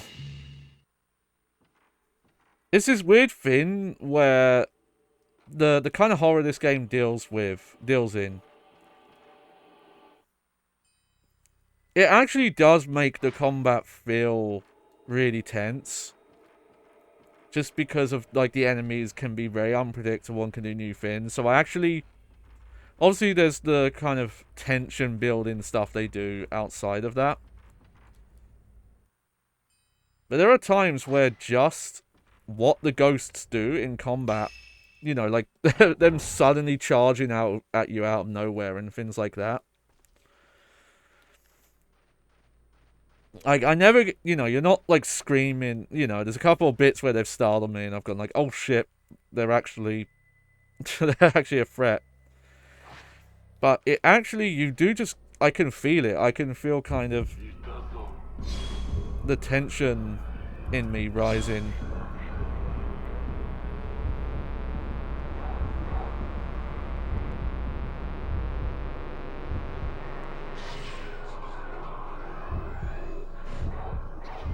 Oh shit. Okay.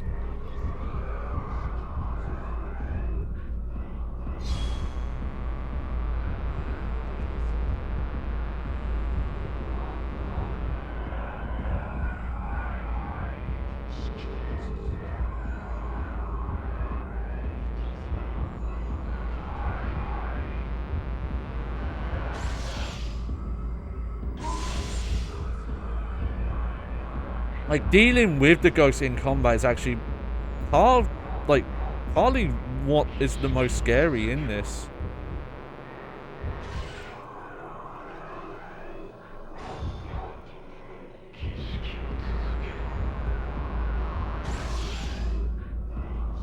And considering that the combat in this is more based on proximity, like, you do more damage if you get, like, right up in their face.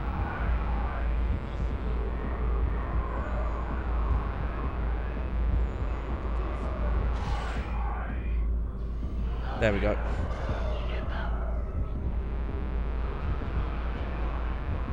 Like, if you watch that outer meter, it does, like, it highlights more when you're really close and up in their face.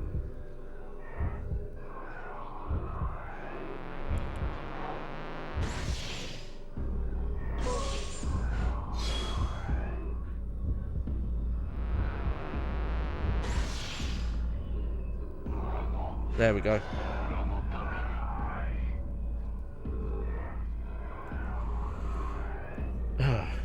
Like, it's interesting, because I think with some horror games, like, being in combat can sometimes lower the tension because you feel more powerful during those moments. Oh wow, we've got a lot of power-up stuff. Okay. No, definitely want to upgrade that. You know, might as well upgrade that for now, just in case I need it.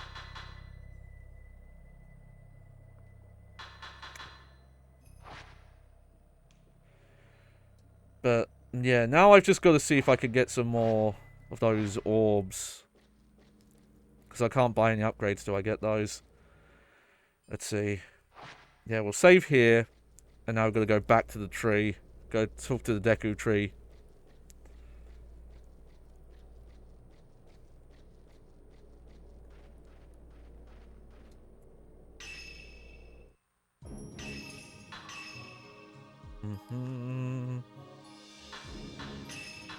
Yeah, we'll save here.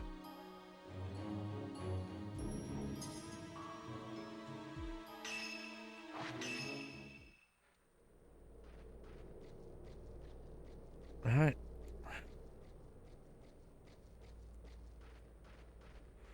Back to our sister.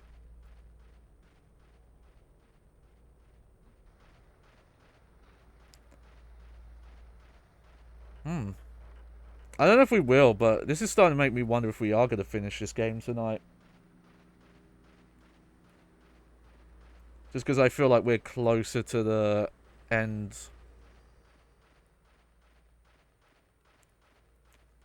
Like, this makes me think we're going to go to the final area through here.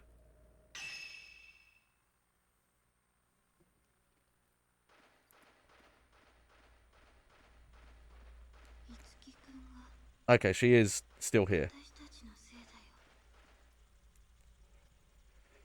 Aha! Okay, so it's the same kind of puzzle as before.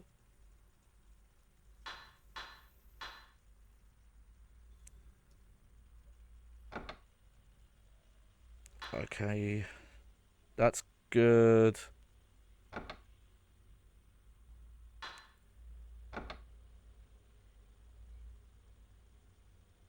One, two, three. Okay. Yeah, I want that spun.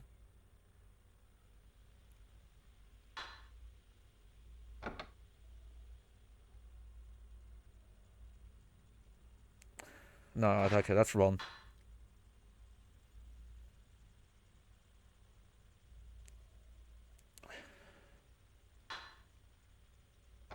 Okay, you definitely need to spin this. And this is blue. So that's almost it.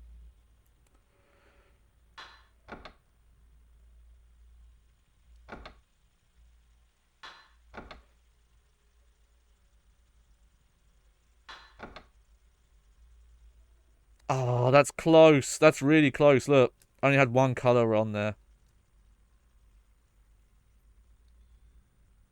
Okay, let's see.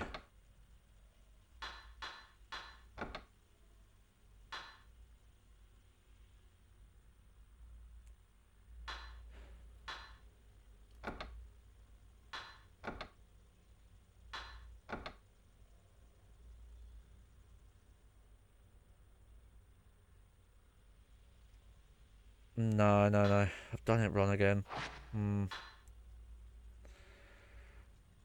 This does look like it's kind of trial and error, though.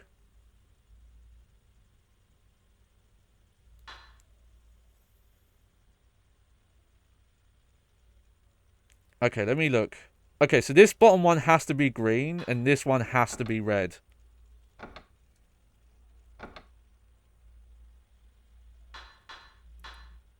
That has to be orange. There we... Oh. Oh, I'm like one step away.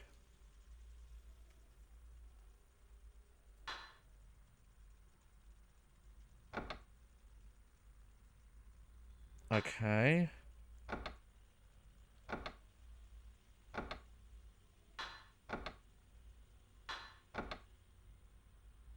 Hmm.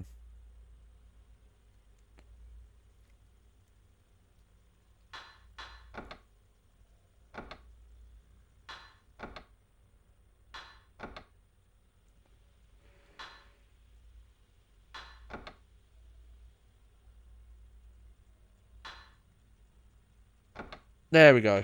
Okay, I was overcomplicating it.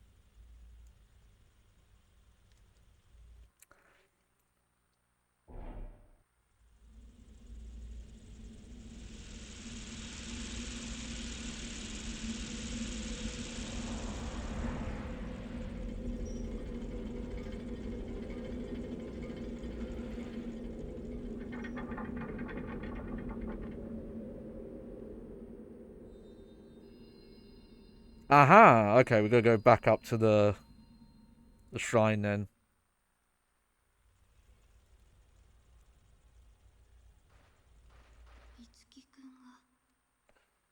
Alright. That's nice. If she starts talking and you go to start the cutscene, it will let the dialogue play out.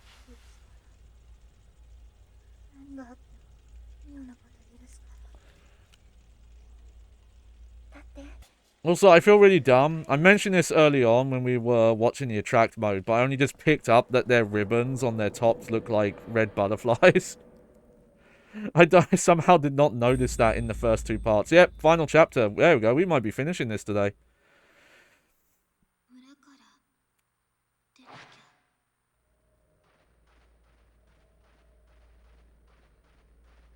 Okay, so yeah, we've got to head up this way. If we reach the shrine up there, we can leave the village.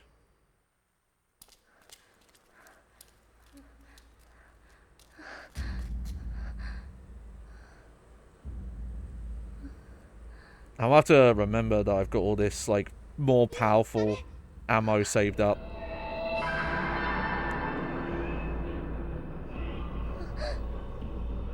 Oh, shit.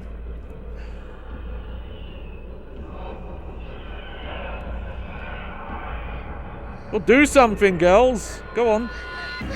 There you go. By the way, now there's some more people here. Is there anyone here who's seen the Fatal Frame movie?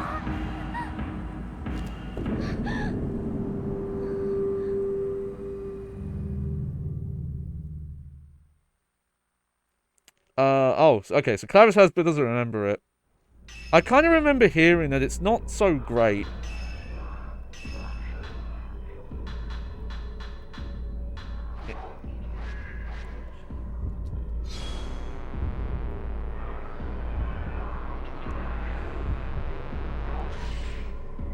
Oh, it's not. Okay. I'll try and watch it at some point.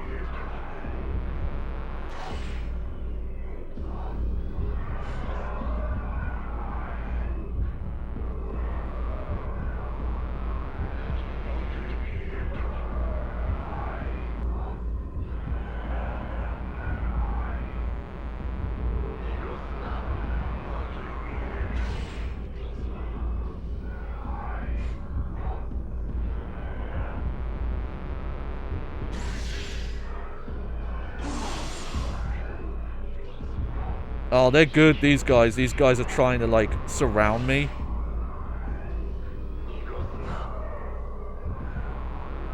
They're a lot harder to, like, bait into attacks to get the counter hits on.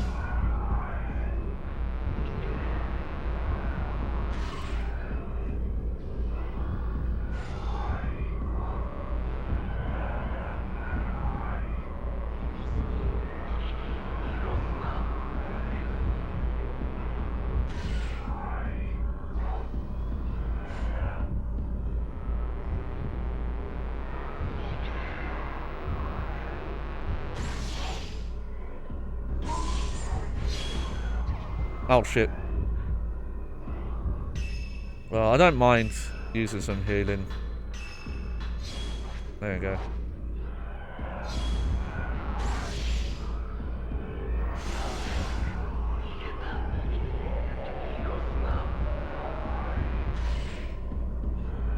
It is interesting because it wasn't... I think around the time that we did the playthrough the first game, I had recently watched the original, like, Rin movie. And it was very obvious that that was, like, a big inspiration. Yeah, got a close-up shot.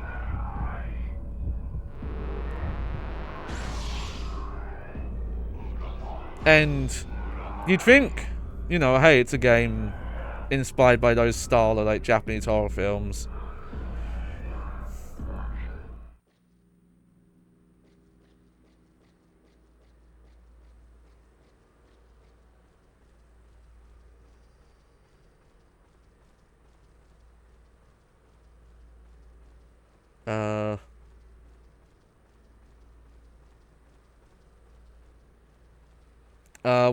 Where is she? Oh, okay.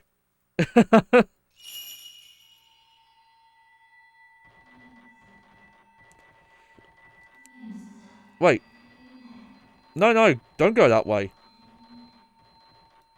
Oh, okay. That's the first time I've tried that, actually. Okay, so she's gone back to this building. Okay.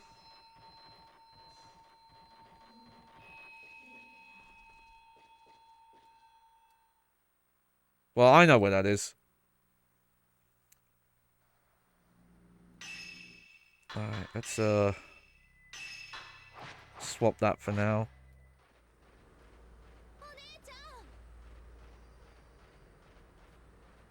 Yeah, we've got to go quite far. That's all the way over here. She's gone back to the Kurosawa house.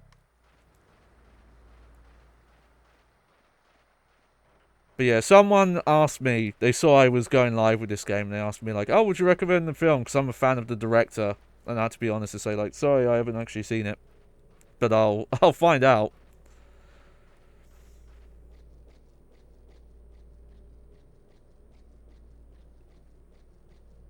Yeah, we'll save. Let's see. Okay, so I've got a little over an hour to try and hopefully finish this. I mean, it's final chapter, so I can't imagine it being like multiple hours longer than everything else. And admittedly, if there's like any more combat encounters, like outside, for example, I could just run past them.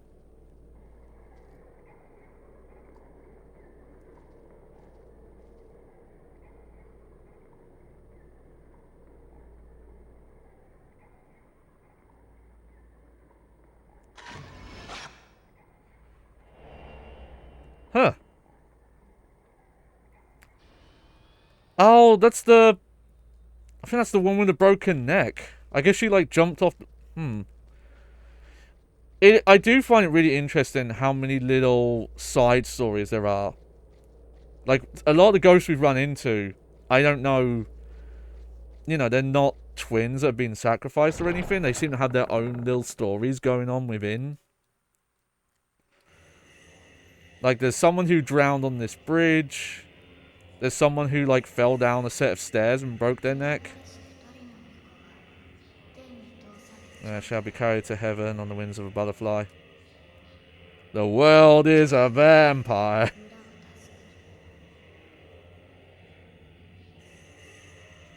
But there was also the one... We've only fought her once. She was in that stairwell where she was, like, on all fours but upside down.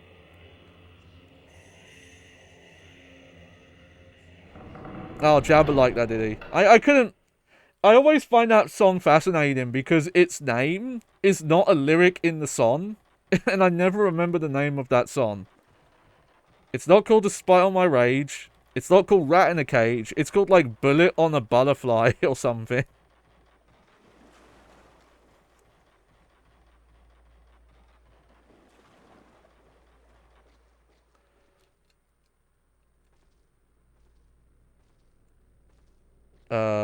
There we go.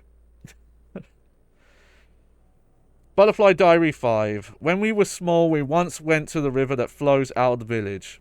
That day we made a promise. We said we'd always stay together, forever. Even if we left the village, we wouldn't part. Yay. We promised to always be together, but my body is weak and I might not be able to follow you. You might leave me behind. Just thinking about being alone scares me. As we grow older, we'll grow apart. We will born together as one. I want to be one with you again, Yae. Then we can be together forever.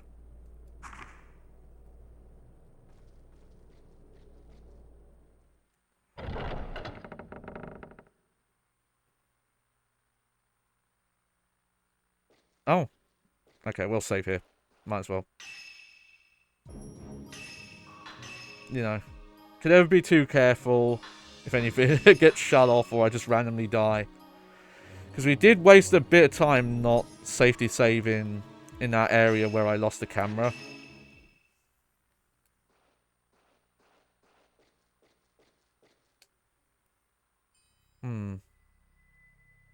I'm curious though, because I think I did do everything here.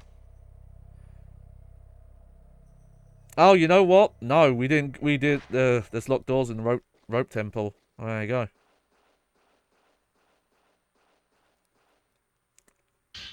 Nice. I will say though, just I guess maybe if you weren't checking random objects that you sometimes get the healing items for, or like going to outweigh places, maybe you would not have the resources I do. But I feel like this game just, like, compared to the first one, and maybe the first one was a little too strict at times, but this game, like, really just indebts you with a ton of items.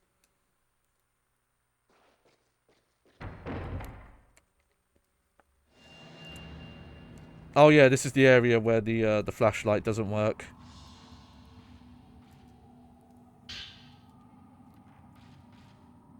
The flowers in the urn are completely withered and dry. They crumble as you touch. Guests must have been entertained here at one time. Also, I think this area's, like, changed a little bit since I was here last. Okay, so I need to go to the connecting corridor, which you get to from floor 2?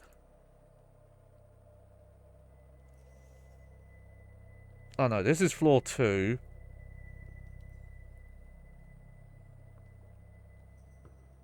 Okay, so I think I need to go in here. I think that's how you get to that area.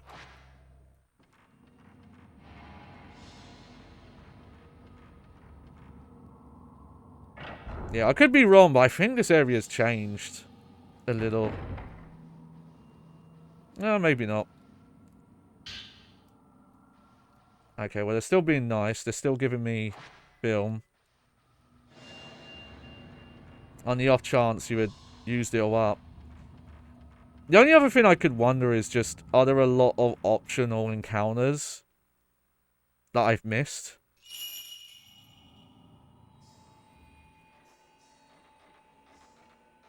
Oh yeah, if you if you try and, like, go backwards,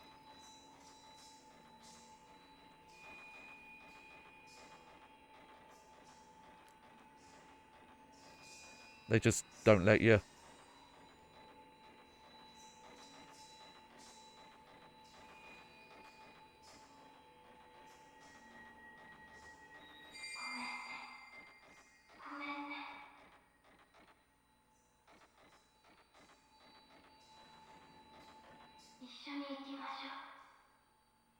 Yeah, yeah.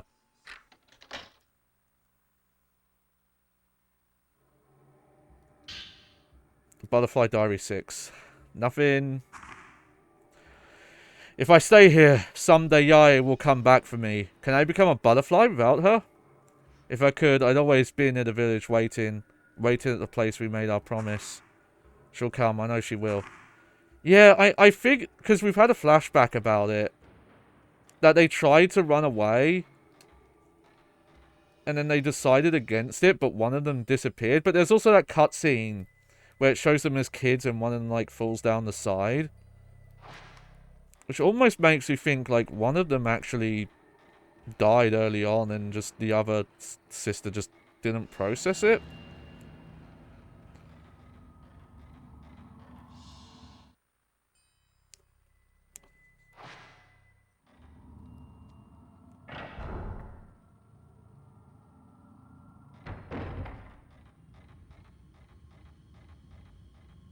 Person falling down the side was my fault. Well, yeah, but there was a cutscene where it flashed back to these other twins, and it was happening to them.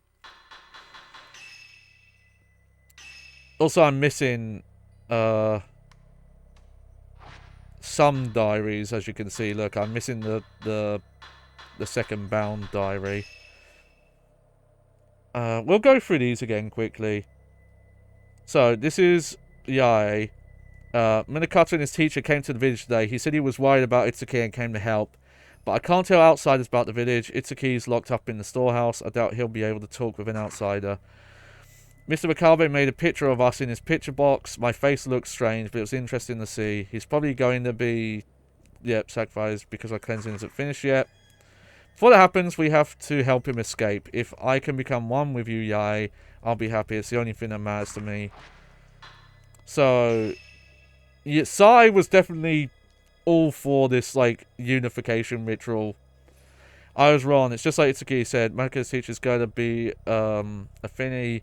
This has to stop. People like Mitsuki shouldn't have to die. I have to do something. The veiled priest took one of the cell keys to the rope temple. So that's Yai and this eye. It seems father's plans to make the man a Finn, even though he's Minaka's teacher. I know one cell key is hidden. Yep.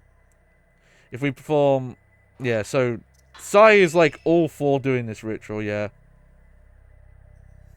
The time of the ritual's coming soon. Itsuki and Mitsuki's ritual didn't work, and this year it's our turn. I'm leaving the village with you. Itsuki will help us escape, and we'll be together forever like I promised. Sai, the truth is, I don't want to run, but as long as I can be with you, I'll follow you anywhere. Just don't leave me alone here. So, she did convince her at some point. Yai, why did you leave by yourself? It's our fault that this is happening to Itsuki. You promised we would be together. So she disappeared at some point. Oh, but then she came back. When we were small, we once went to the river that flows out the village. That day we made a promise. We said we'd always stay together forever. Even if we left the village, we wouldn't part. We promised to always be together, but my body is weak and I might not be able to follow you. You might leave me behind. Just thinking about being alone scares me as we grow up. Yep. That's blank again. If I stay here, someday Yai will come back for me. I can become a butterfly without her. Yeah, see, this is the one that's confusing. Because this one has the writing again, you see? Okay, those are the Crimson Diaries. Unfortunately, I'm missing some of those. That's the twins and the doll and the woman's notebooks.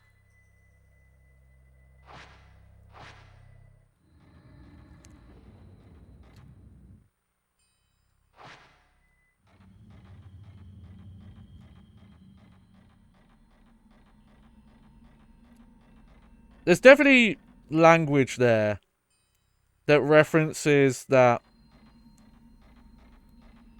and I want to make sure I'm getting the names right. Let's look again. Just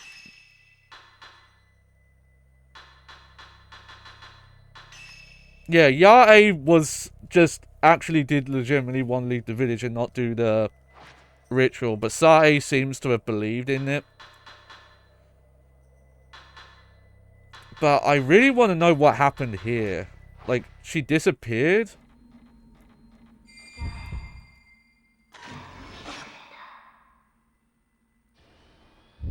There we... Oh, come on, come on, come on, come on.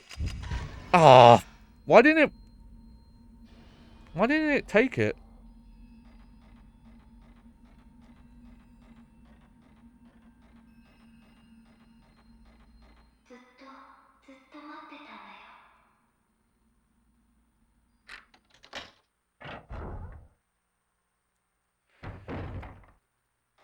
You have to consider, obviously, there's cult brainwashing stuff going on as well. Like, even though the twins do seem to rebel against it a bit, they're also kind of brought into it a bit. There's definitely a storyline where Itsuki and his brother, Mitsuki, wanted to, like, take their place.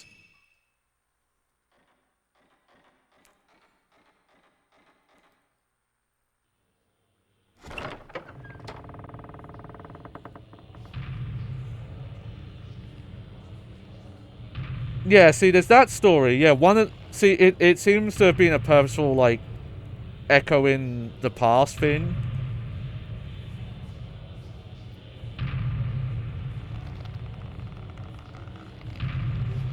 But I believe this is supposed to be the teacher that they used. That they have a thing about, like, oh yeah, they can sacrifice outsiders to delay stuff. Oh shit, they see me.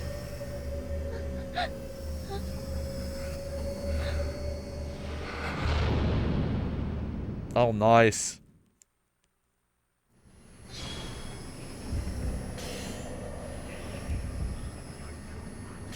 Okay, I'm probably gonna change ammo type for this.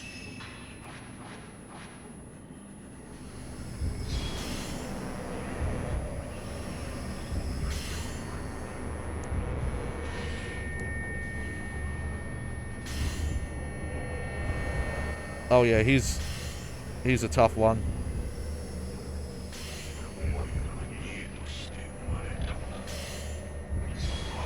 Ah, I wasn't quick enough.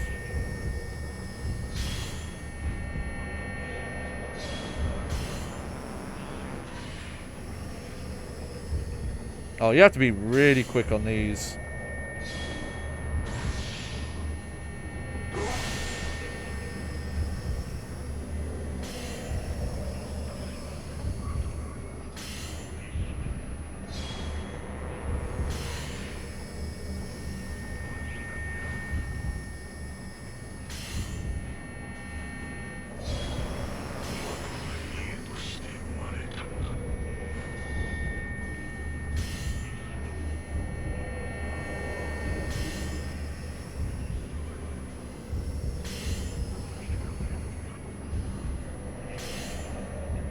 Oh. Oh no. What do I do? What do I do?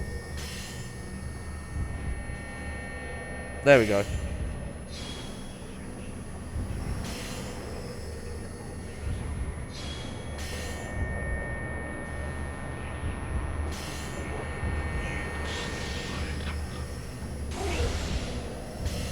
Nice. Oh. Combo. Ah. Okay, you have to be really good on the timing to get some of the full combos.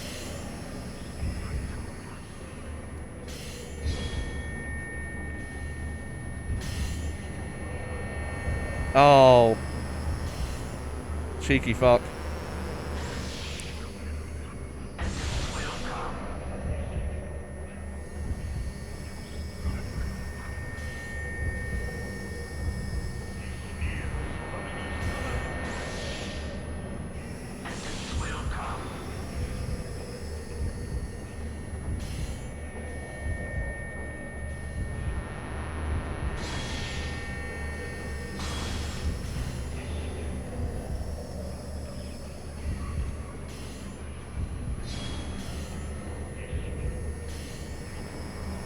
Oh.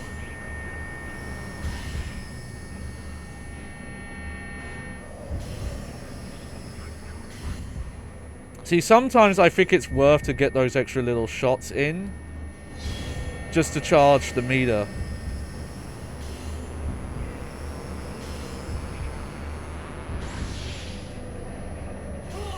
There we go. That should take it care of. Oh, well, heal after that.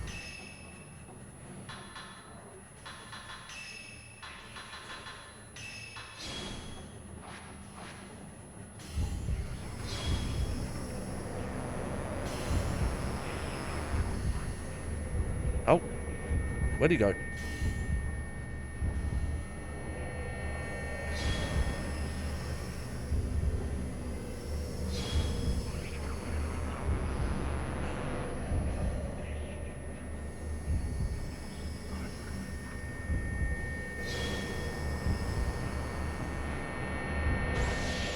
Did that count? Yes, it did. Nice.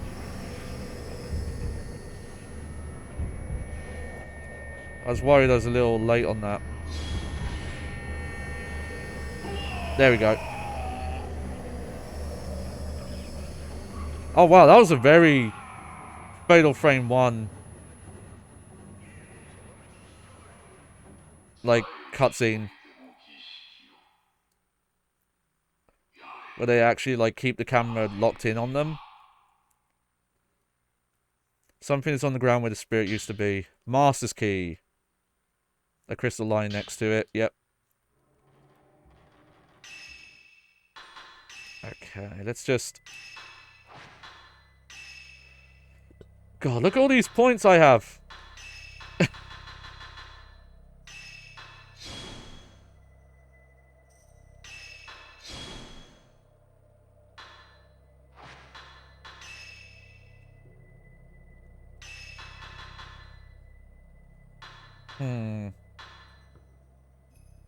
I think I won't equip this yet. Oh yeah, hang on. I want to do the radio.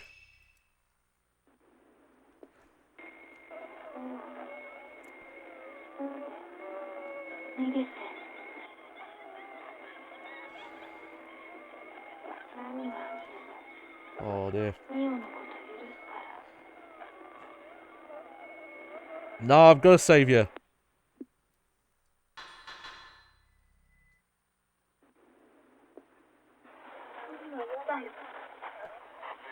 I'm gonna have some water while we're going through these.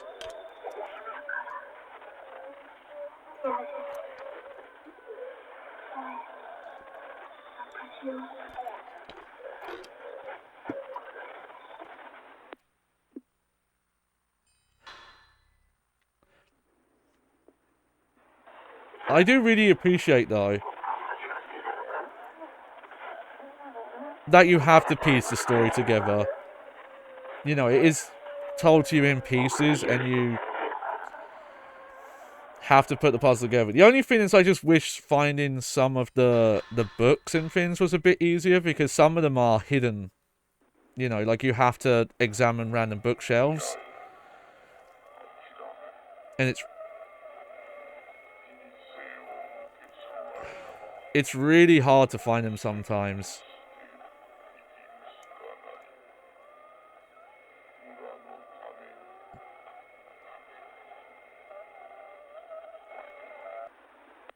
Oh, that reminds me. Hang on. Okay, while we listen to this one, I forgot I didn't pin the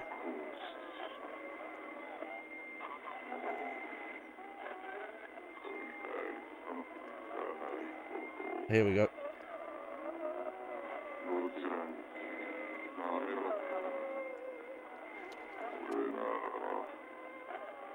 There we go. That's the undub mod I'm using.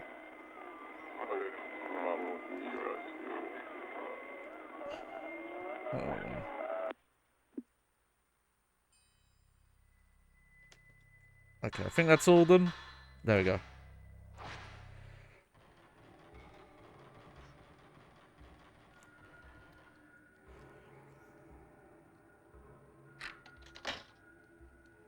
Mm-hmm.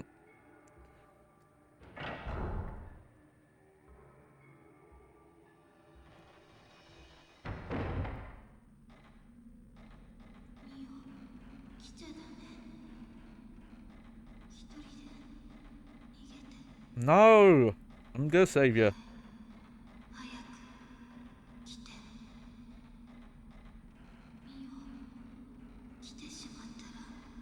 Okay, yeah, you can see like kind of like both.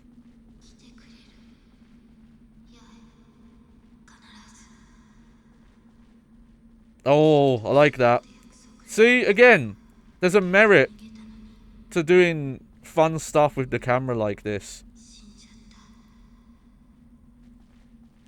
Everyone died.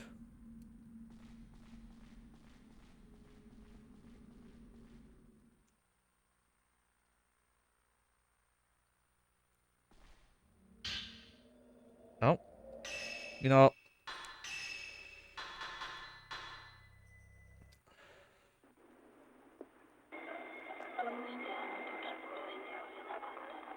Why didn't you kill me back then? Since my birth, I've been waiting for your hands to descend upon my neck. We've definitely seen from some of the flashbacks that, yeah, it's the twins have to do it themselves. Via choking.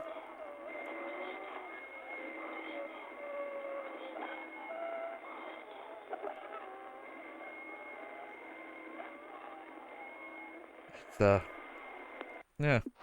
I mean, that's the thing with horror games. They touch on these dark themes. And I think just with a lot of the history in Japan and stuff, they tend to gravitate more towards these kind of cult storylines. I still, you know, it's a bit unrelated to this, but I think it's worth bringing up that... Oh, hello.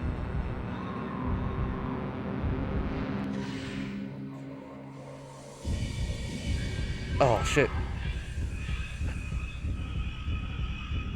But, like, a common thing I've, like, run into recently, and it's always kind of come up, but it's worth talking about with what's going on with Silent Hill and playing this, is that there's always been this part of the fan base, and God, I kind of even don't want to call them that, but I guess you have to. There are people who are Silent Hill fans, and they don't like the cult. They don't want any occult, or just occult stuff in general, storylines in the series. And, you know, my response to that is like, well, do you actually like Silent Hill then? Because that's what the series is about. Even if you, like, look at Silent Hill 2, there's a... You know, it makes multiple references to the cult and its influence on the town. And I've never really seen a compelling argument about why. Just someone will say, oh, it's cheesy, or it's unbelievable, or... Which is like, well, who fucking cares about that? Why would you be in the Silent Hill if you're like... Your main concern is how realistic the story is? In specifically, there was one where someone was like, oh yeah, I don't like Silent Hill 2 and the cult stuff. The side plot about the drug stuff in this, that's cheesy. That's cheesy. It's like, well, how is it cheesy exactly? Considering that, like, controlling, like, cult members via drugs is a thing that, like, real cults do. And I've never gotten an explanation. Usually it's just like, oh, they'll just use it as joke. Oh, it's bad, it's annoying, it's played out. And it's like, well, yeah, but that's not an argument if you don't back that up. And I wonder if it's just a thing with a lot, like, quite a lot of people in Western culture where, like, they don't find cult storylines as compelling. Even though, like, there's, you know, there's some, like, real world history, some, like, real mess up stuff that has happened with cults in... I'm not sure so much about Europe, but definitely in America. You know, that's... One of the, like, darkest things around cults in the West is where the whole, you know, drink you the Kool-Aid saying comes from.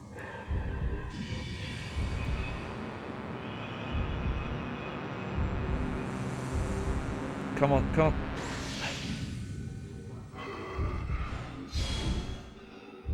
I forget exactly what it is. The people blinded apparently are people who, like, saw into this, like, abyss. And it blinds them for some reason. Yeah, Doomsday Cult. Yeah, well, granted, this is a like, Fatal Frame 1 and 2 are about Doomsday Cults. Like, their whole thing is, like, we've got to sacrifice... But, well... Instead of, like, worshipping the Doomsday, they're trying to, like, stop the Doomsday. Oh, Claire says, yeah. Claire says, I think people don't like cults because they have to acknowledge that one's happening now and a lot also reminds of the 80s.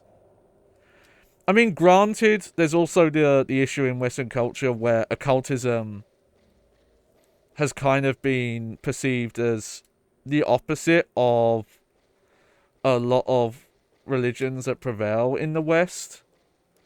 And whereas Silent Hill 1, it's like, I think it's straight up mentioned, either in Silent Hill 1 or in Silent Hill 2, it's straight up mentioned that the cult in the town basically pretends to be Christians.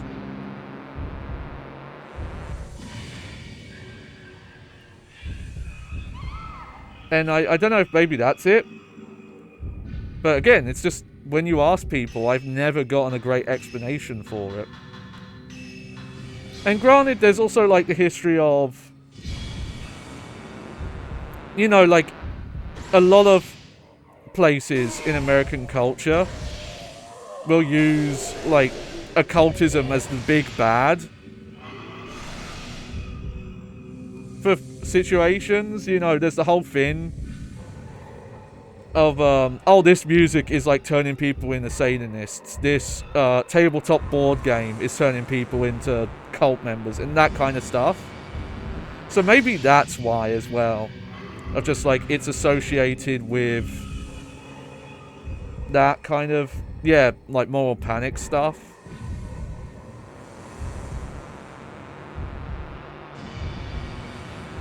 There we go, finish this guy off.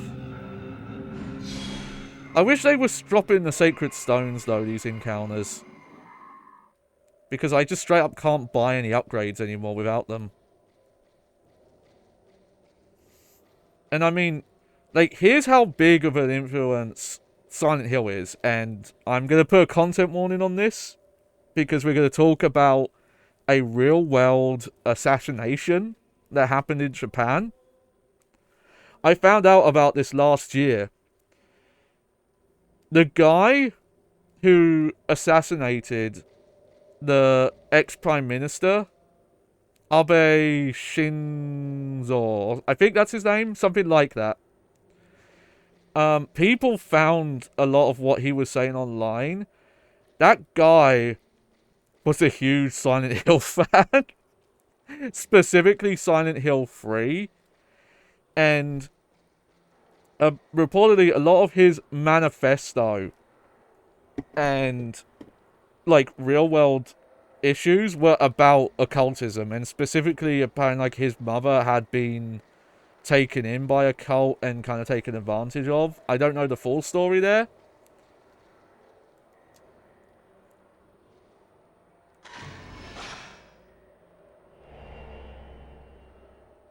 Failed Kusabi, yeah. The Kusabi are the sacrifices of outsiders that they use to like try and quell things.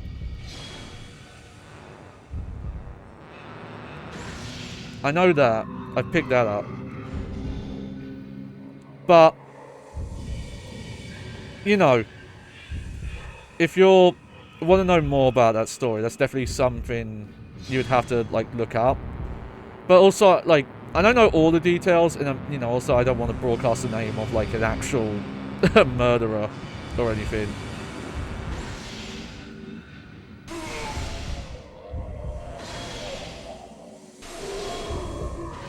Ah, missed the timing again. Oh! I barely got that. I was like at the last second, literally. But yeah, I know, like, Japan legitimately has like a lot of history. What is that really famous occultist guy? I don't know his name, but I know I can picture him. He had like really long hair. And he was a bit chubby, especially in the cheeks.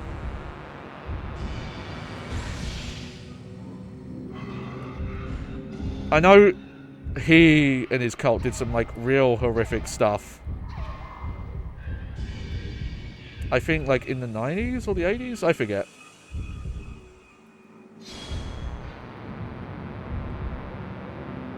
Alright, come on.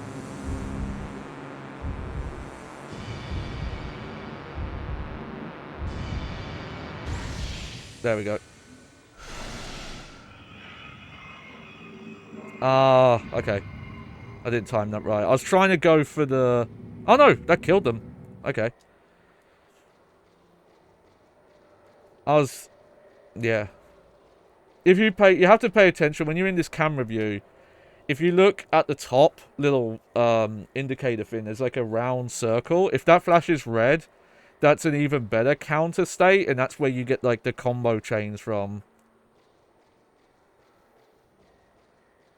But yeah, it's a weird thing, because when people say it's cheesy and things like that, I get the impression from some people that I talk to, and mainly, you know, they're English speakers.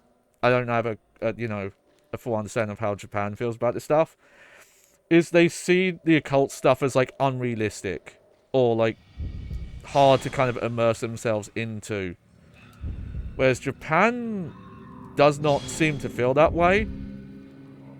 Famously, Silent Hill 2, granted there were some reviews in the West that were also like this, but Silent Hill 2 especially did not do well in Japan.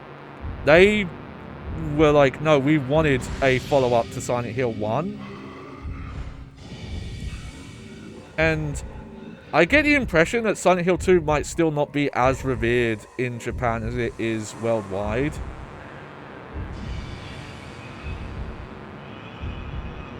Come on, come on. Ah.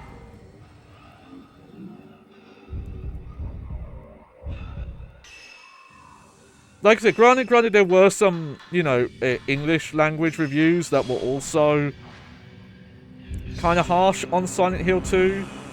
There's like a really famous one where they're like, oh, it's kind of disappointing. But I always have to reference it well at the time.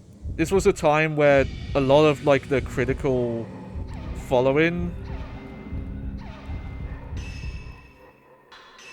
had kind of written off this style of survival horror by like the PS1 era. They like the end of the PS1 era, they kind of like, oh, that's it, we're done.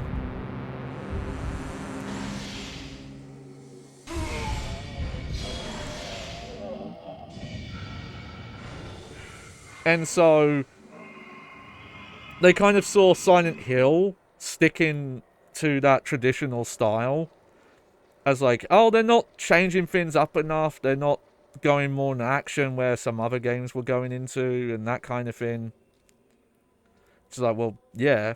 And there was enough pushback from those reviewers that we ended up with Silent Hill 4, which basically threw out every like established kind of trope of a Silent Hill game.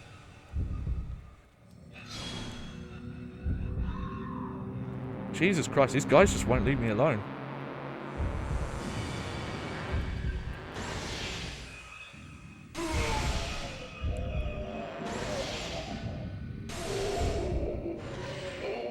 Wasn't quick enough again. I do like that mechanic though. This combo in like late. There we go.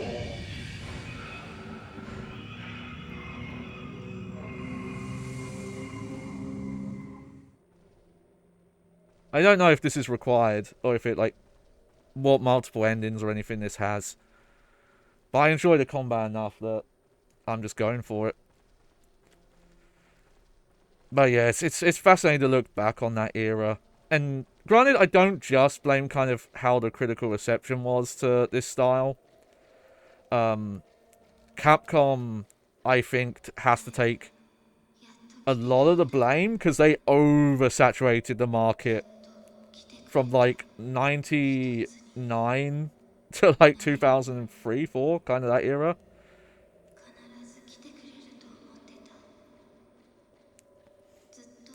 This really makes me think that the village tried to do the ritual without the other sister. That's maybe what happened. That's the best I could think of.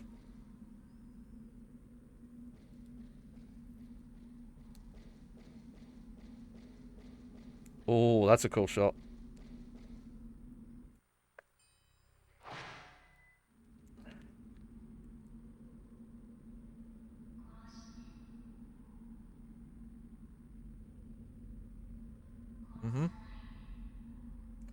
Okay, so that's the twins that... The dolls, where one got made into a doll because the other...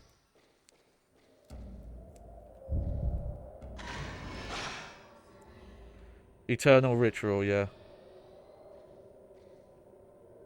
I think that's who these two are. Yeah, Azumi and Akane.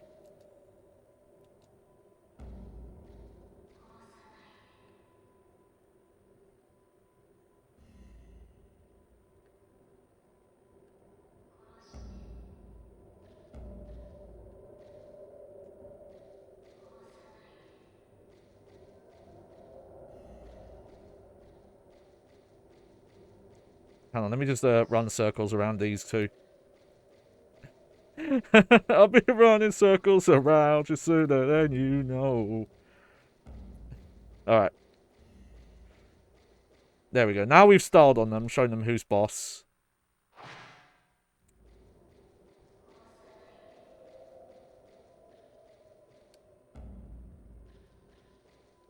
Oh, that's... See? God, that's such a cool camera angle.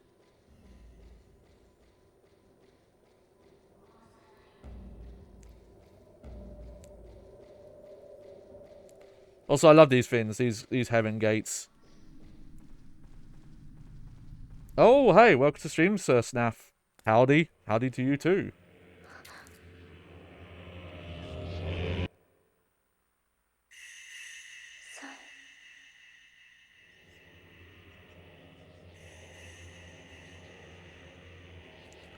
Hey. I appreciate it. All about bags here. Sacks. Hoods. Whatever you got.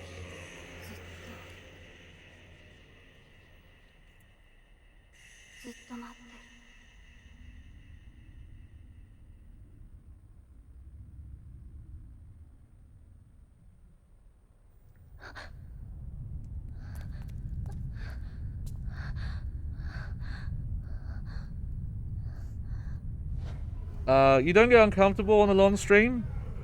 Well, I mean, same as anyone, really.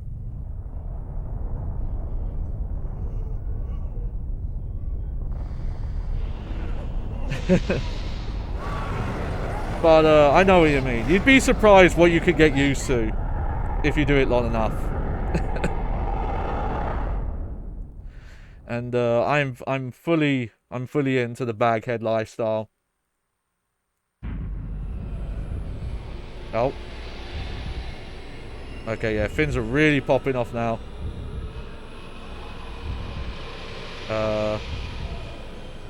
Hello?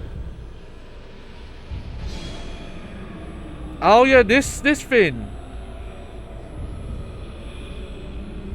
We saw this lady earlier.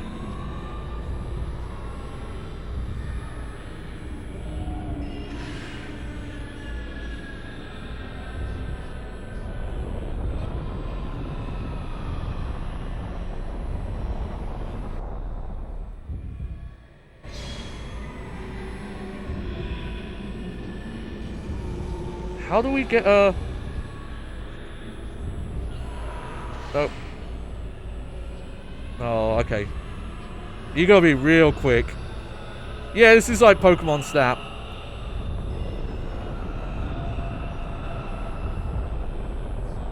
God, I should play Pokemon Snap at some point.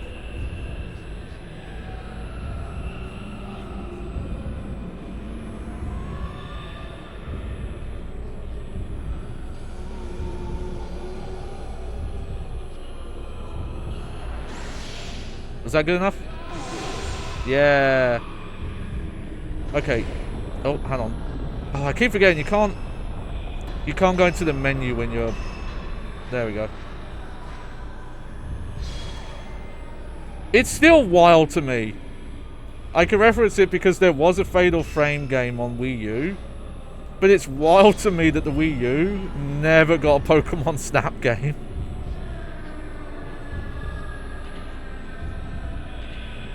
Hang on.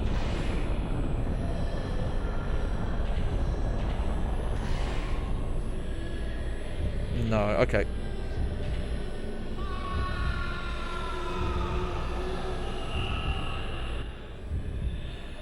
Oh, I missed my timing.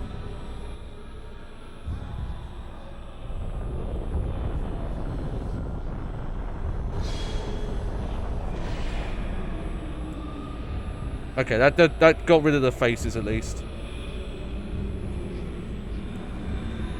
Nah, we don't have apples. We only have the camera. I do have some moves, like there's a slow and a stun.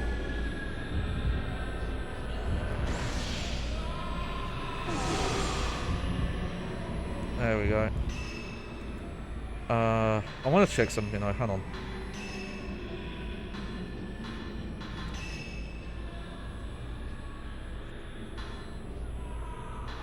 Okay, so that is C. I wasn't sure if I needed one of these to do something. Oh, whoopsie.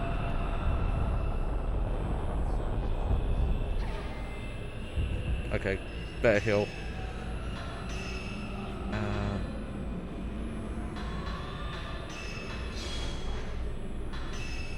You know what?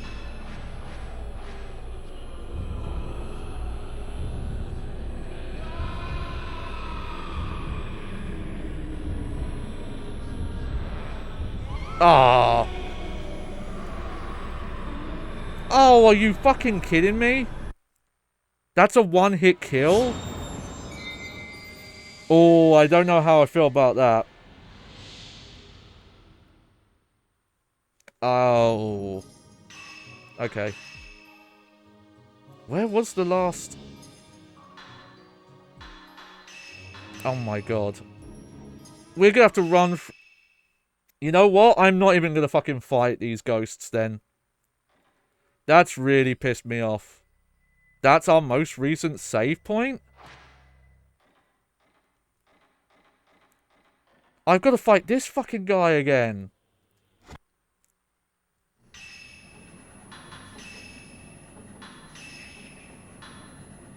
Have I powered everything up here?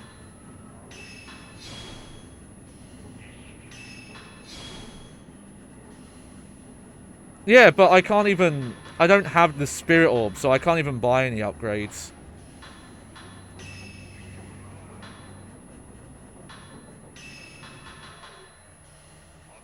You know what, let's equip that one instead.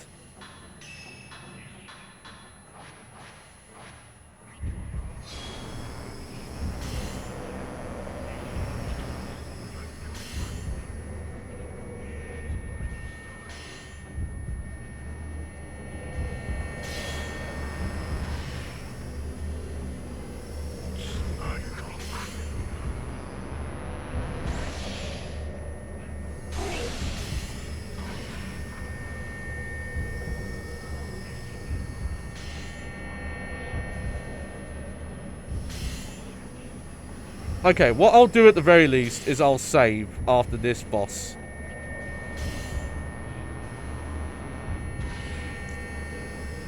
So at least we don't have to redo this boss again.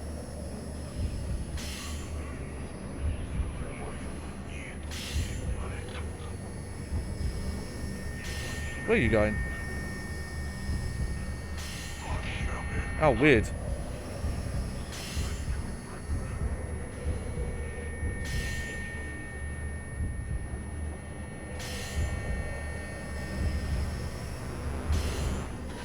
Oh god, you're gonna be really close on those. Okay.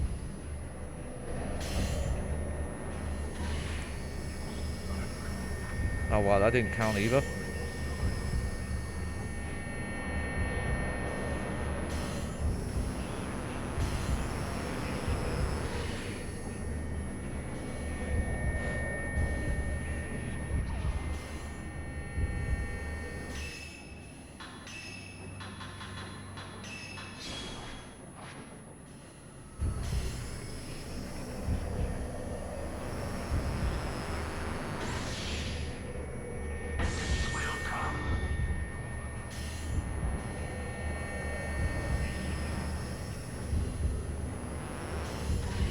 Oh.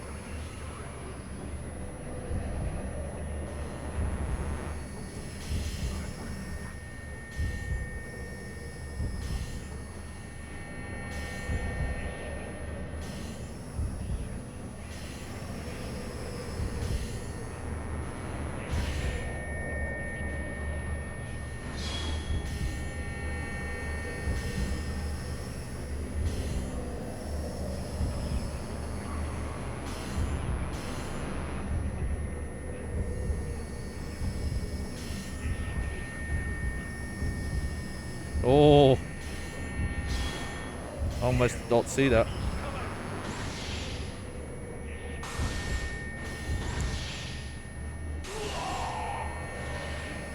Oh, okay, it was a little slow on that.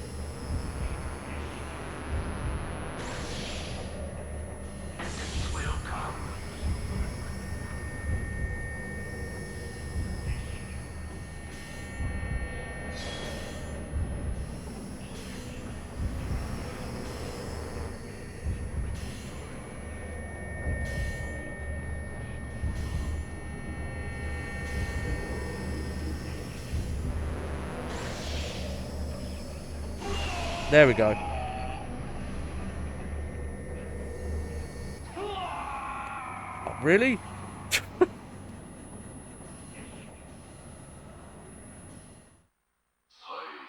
There we go. Fucking... I don't know what hit me, but... Oh well. Okay.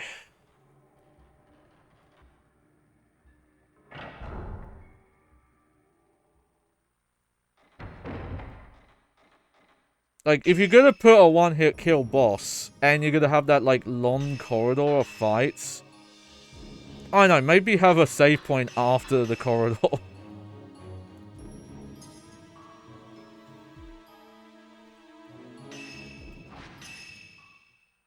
But yeah, I'm just not even gonna fight most of the ghosts through there. Doesn't seem worth it. If I like die on that boss, I have to fight them all again. Like, nah.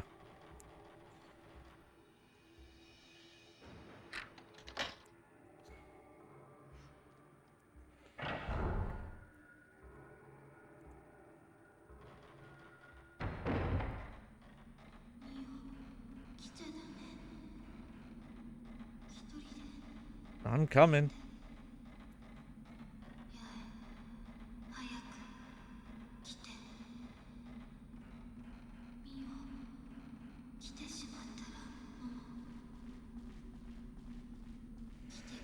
Well, sorry about it, folks.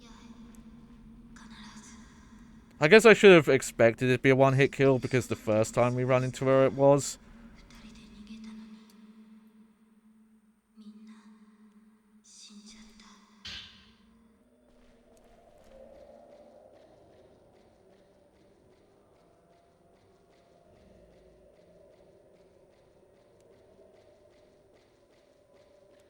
Like, this was, what, like 10, 15 minutes of fights? Oh, can you ask a quick favor? Oh, you found your... Okay, yeah. I found your channel through the Fight Kiss, and I'm trying to find Street Fighter 2 players to help a buddy. Okay. If you go to the, like, main Street Fighter 2 lobbies, you'll see in the, like, first post when you join the lobby, you'll see what we have as message of the day. And if you look through there, there'll be Discord links and other resources that are kind of community focused. So if you're looking for people who are like specifically about a certain game, you can usually find a specialist Discord server linked there. So that's your best place to check. Mainly I'm not into... Yeah, in the Fightcade client. They're all community submitted mined. So they're not Fightcade associated, but that's your best place to find people like tied to a specific game or region even sometimes. Like people will post, oh, here's a French speaking server, like that kind of thing.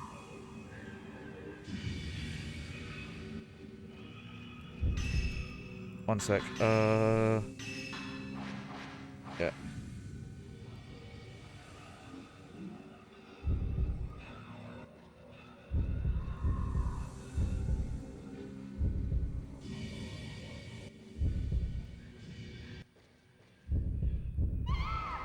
Yeah, that's fine. I'll just take the damage.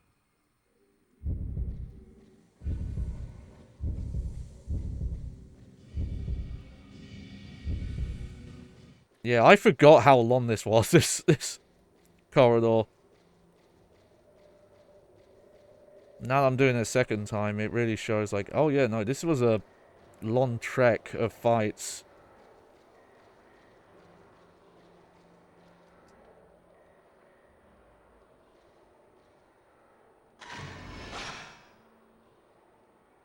Oh, whoops.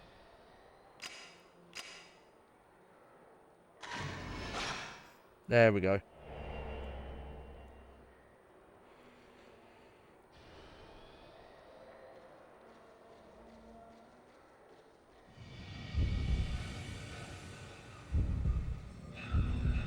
Whoa. what was this?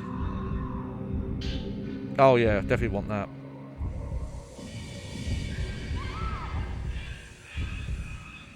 Come on, get off me.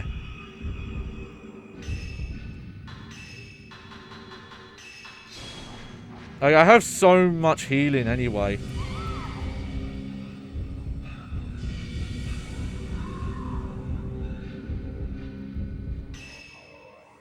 I don't mind using more healing items just to ignore these guys. So I have like 10 full heals. I even have the stone mirror if I really need to use it.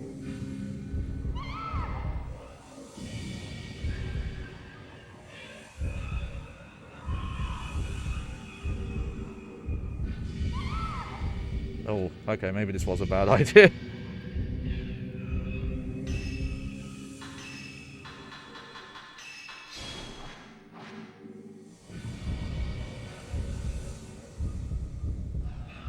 Oh no, we're good. We're good.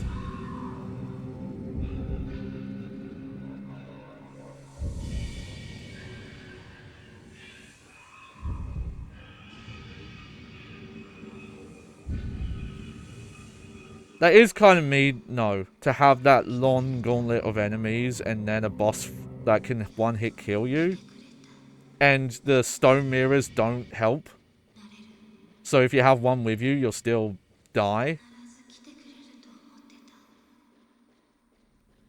I could be wrong, but I don't remember there being any one-hit kill enemies in the first game.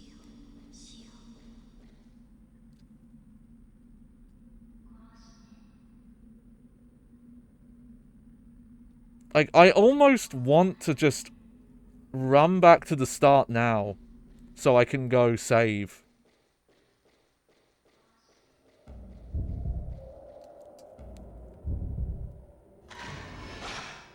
But am I going to run into enemies if I go back? Like, they should have put a save point in here. We might as well test it. What happens if I go back? Are the enemies still there?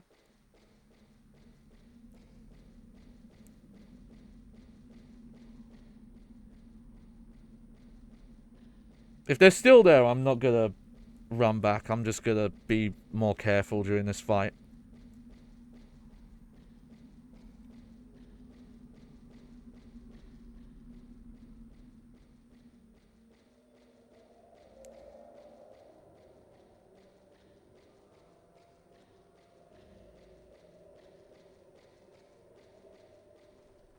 If they're still here, they'll probably be over here somewhere.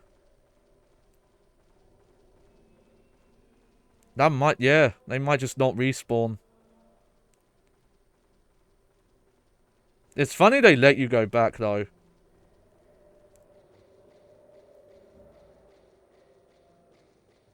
Alright, well. Off we go.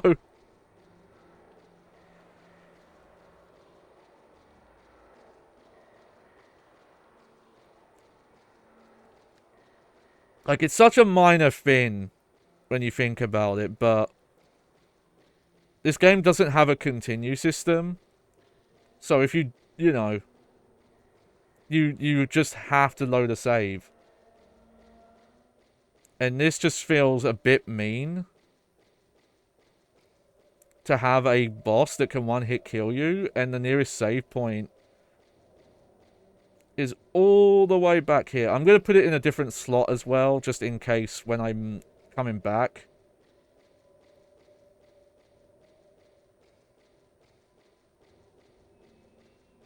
If it does spawn the enemies on the way back.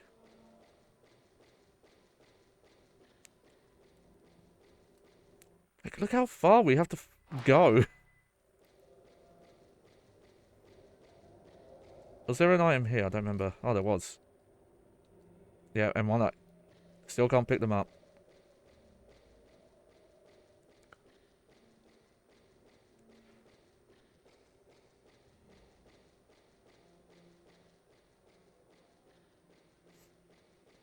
We'll see.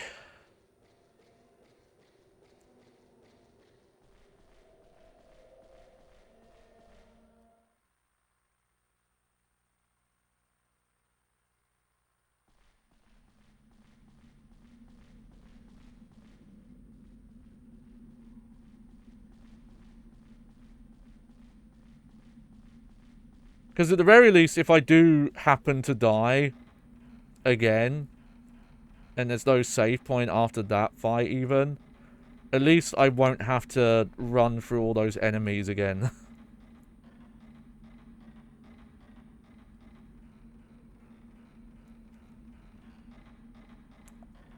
But this has mainly soured me a tiny bit on this game. It's a funny thing that from quite a few people I always heard of, like, oh yeah, no, the second game, that's like even better than the first one. And but then also when I mentioned that to someone recently, they told me like, oh, I'd actually heard the first one was the best one. So there is at least some contention in the fandom about which one is better. And there are some bits maybe I like about the first one more. It's weird. There's little bits of both. I still think this game has the problem where the main characters almost don't have any personality. They don't feel as bad as the first game, where I couldn't tell you like any trait about the girl you play as. I feel like, you know, the only thing you can really talk about here is just that, like, the sister twin relationship between the two. And there's a bit of subtext of like us. I think we're Mio. That we're like a bit more confident and kind of play the older sister role, and Maya's like a bit more timid about things.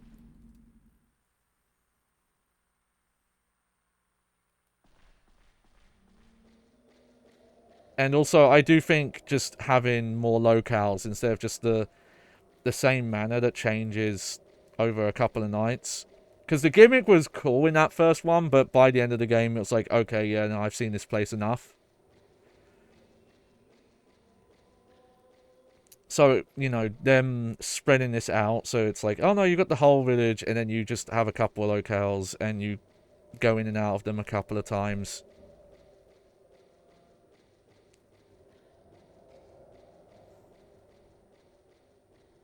And I do like some of the combat changes, where it's more about getting in ghost faces and reading their counters. Because the first game, it was more just about the longer you were locked on, the more damage you did, and that was kind of how it worked. Though the power-ups, where there's like the slow and the stun and things like that, that's kind of the same.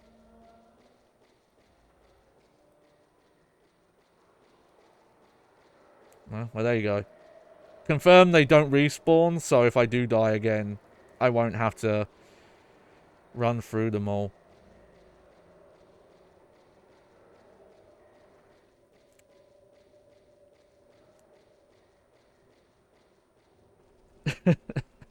It's just weird. It's like if you're gonna put a boss encounter in that room after like quite a lot of enemies in this long trek, like just have a save point. And I definitely didn't miss one.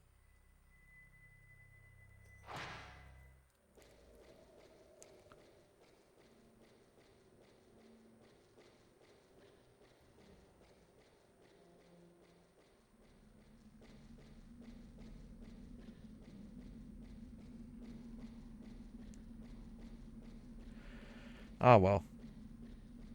I'm gonna be especially annoyed if, like, immediately after this boss there is a save. We'll see.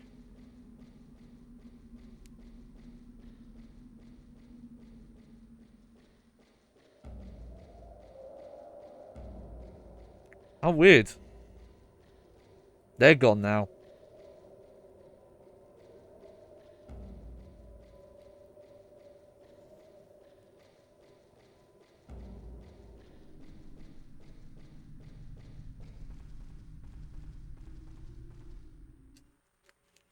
Alright.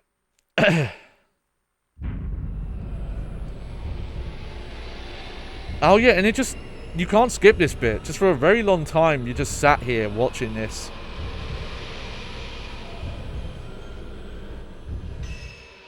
Okay. We'll start with that.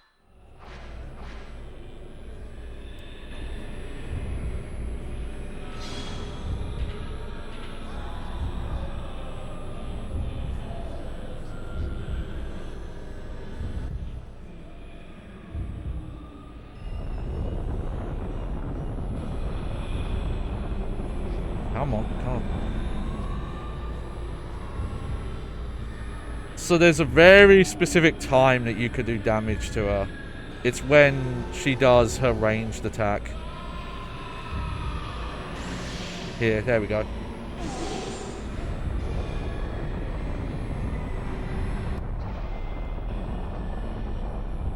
Oh, something hit me.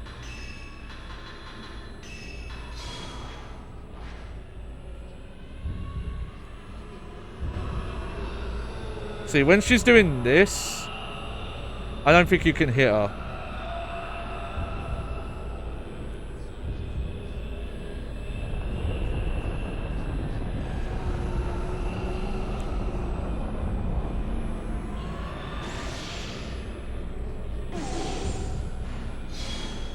Also, did she heal?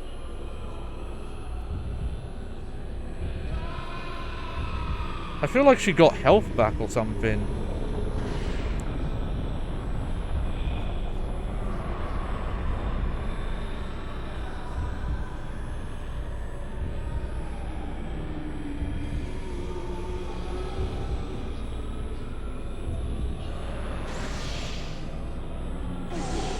Yeah, she's healing or something.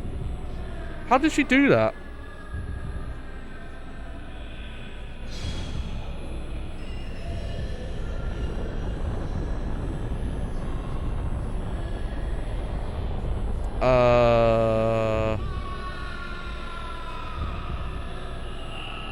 Yeah, no, she just heals over time.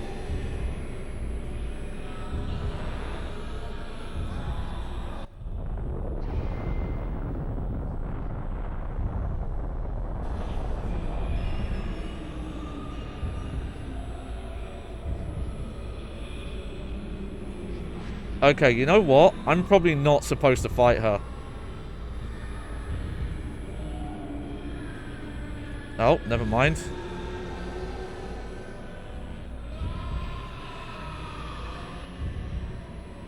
What's her name? No clue. Actually, there's probably a way I could check. Hang on.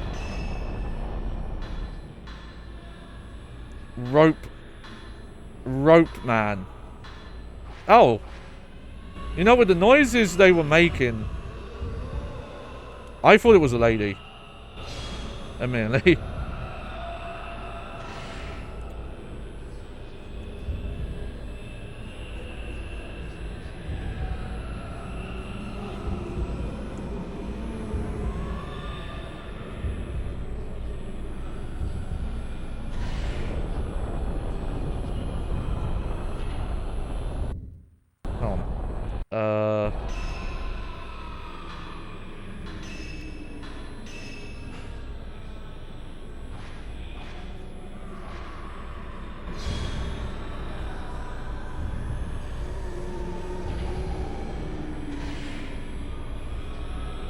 No, okay, that doesn't do what I thought it would.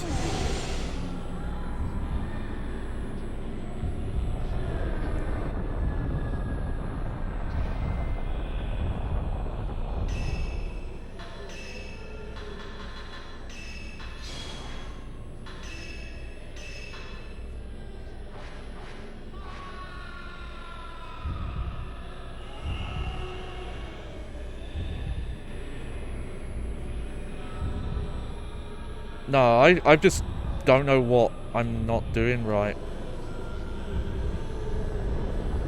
Like, look how quickly they heal.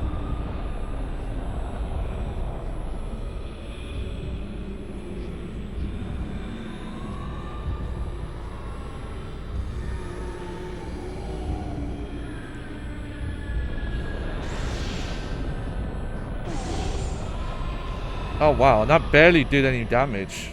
That's supposed to be like the strongest film type.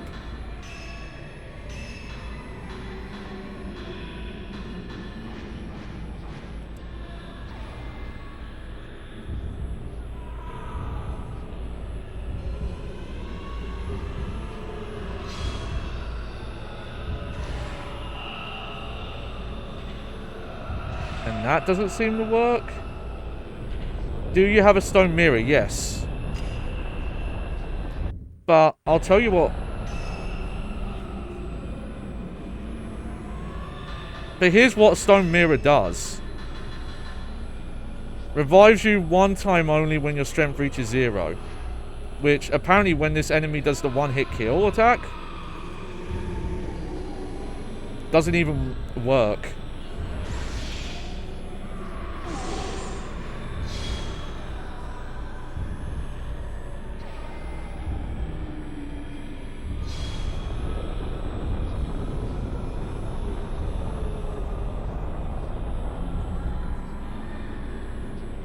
Try 0. Hang on.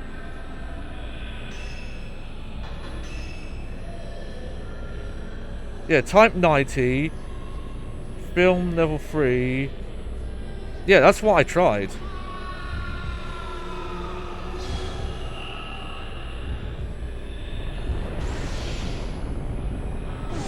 Like, it does a lot of damage. The problem is that they heal before I can get another shot in.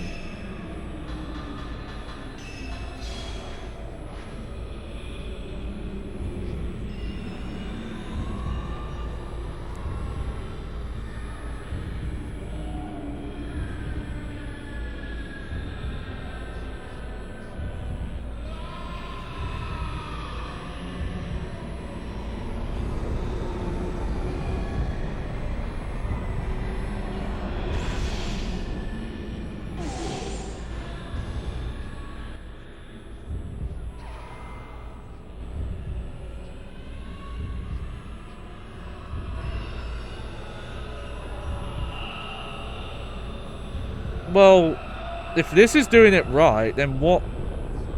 I don't get it. Like, you know, I might even get you to look up a video, Clarice.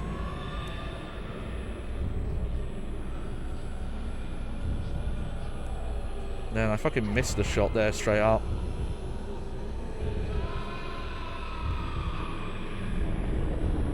And also, you know, you're in theory able to beat this game with any ammo type.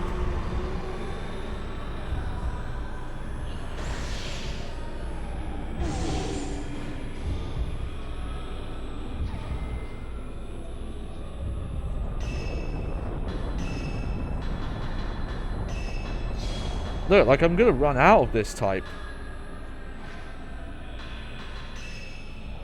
I'm gonna have to swap over just so I can charge my bin without using it.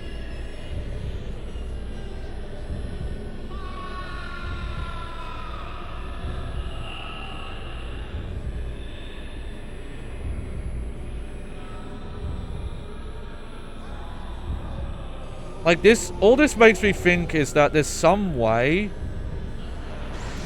to disable its regening, right?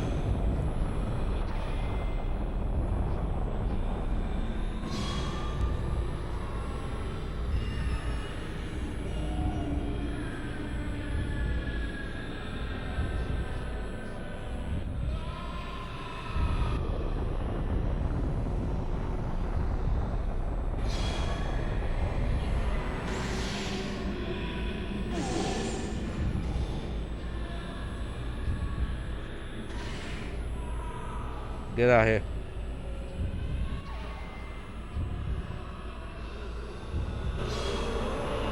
Oh, hang on.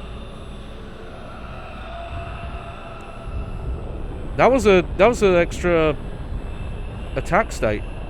Something changed. Maybe it's just like after you do a certain amount of damage.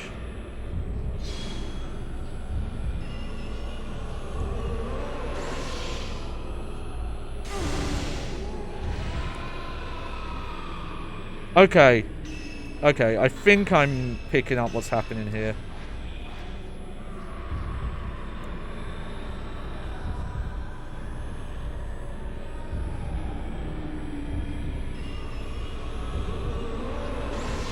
See, now I can do these.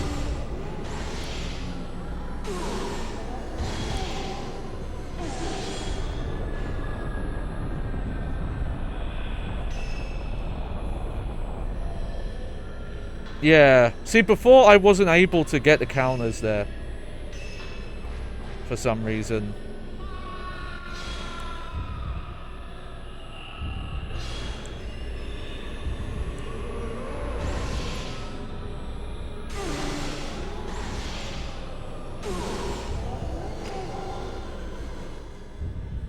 Okay, well, I used that film up, unfortunately. I guess you just have to do a certain amount of damage before you're able to get the counter hits on.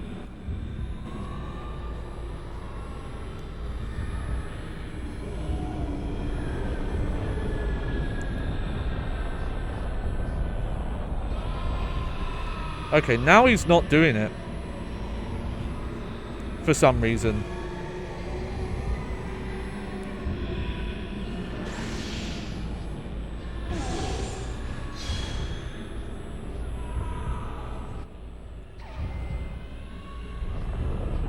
God, this boss fight is weird. Hey, well, at least we're using our items now.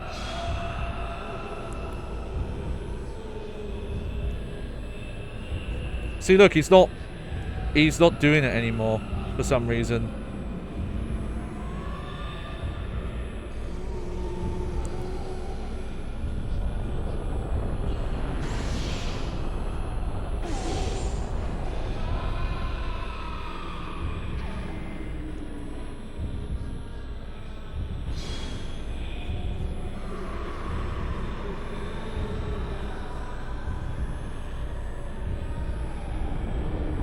This is so weird. I don't know why it doesn't want to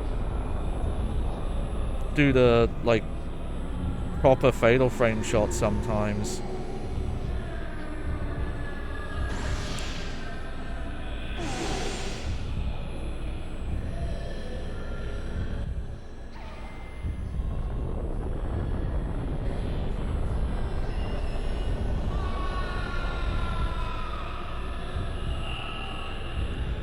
Oh!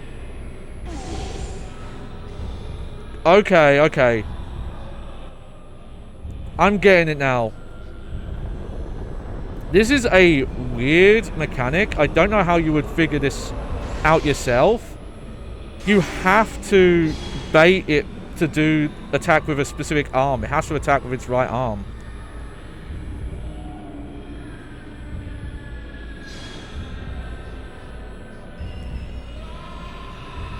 See, look, if you're on the wrong side.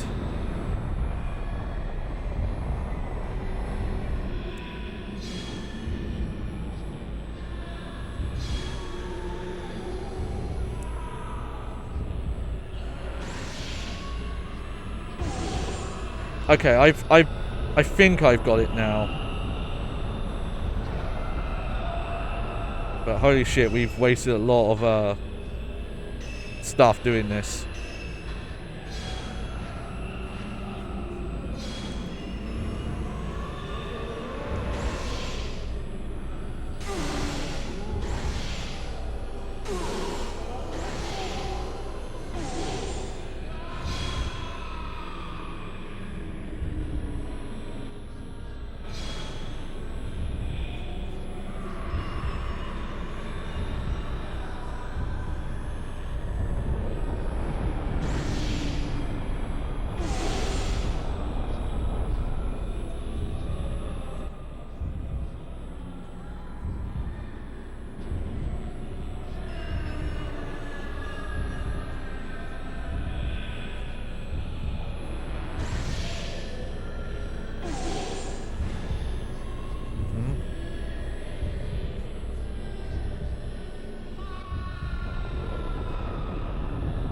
God, I'm...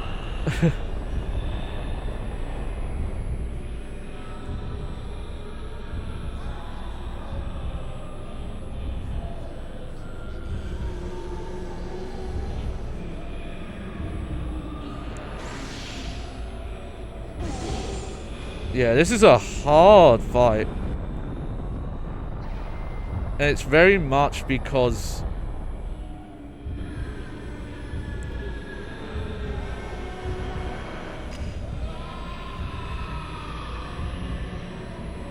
you have to bait a very specific attack. There we go.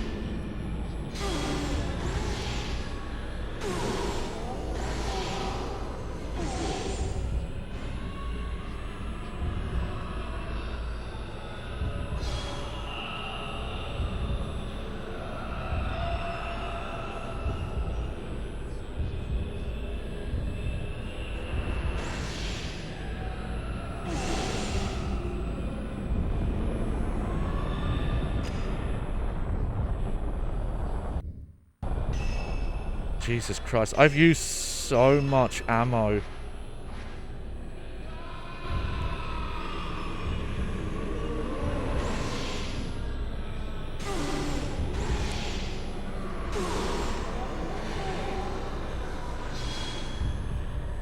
Oh, almost.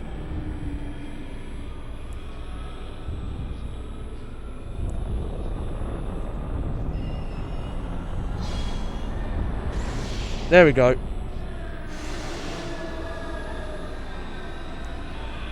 I'm a bit worried because I used so much film there.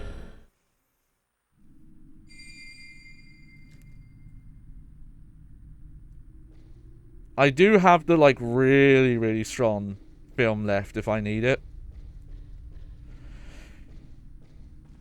But that was... When I figured it out, it's okay, but it was such a specific thing you had to do, where you had to make it attack with a certain arm. Alright, yeah, you came for me after all. Please hurry, I'm right below you. I know you might not make it in time, but I'll wait for you till the very end. Okay.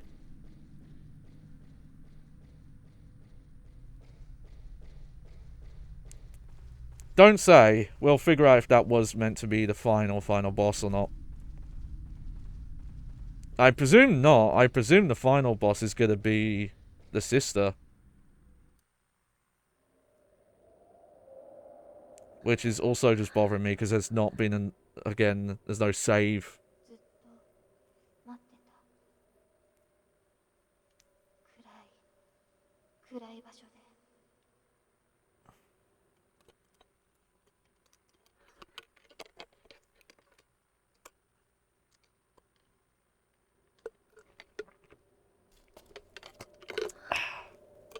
Hmm.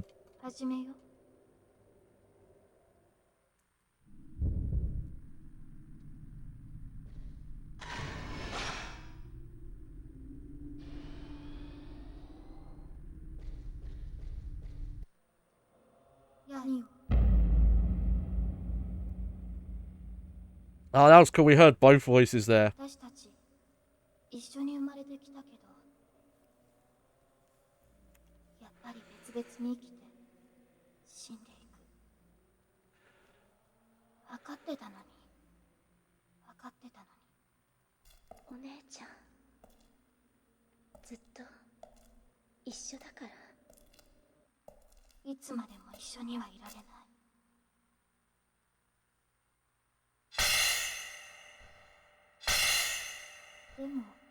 Mm.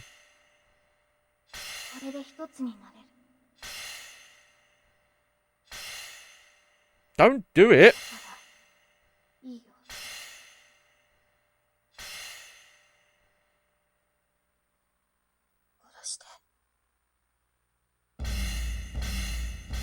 No.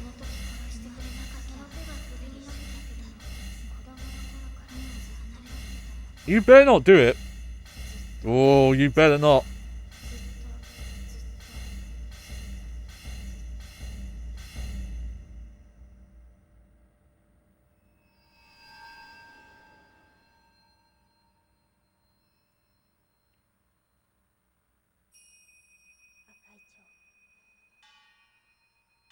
Yeah, I want to check something quick while we're in cutscene here.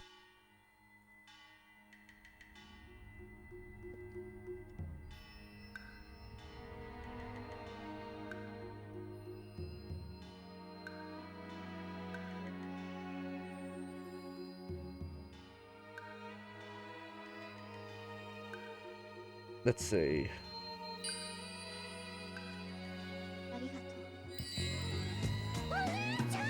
Oh, there are multiple. Okay.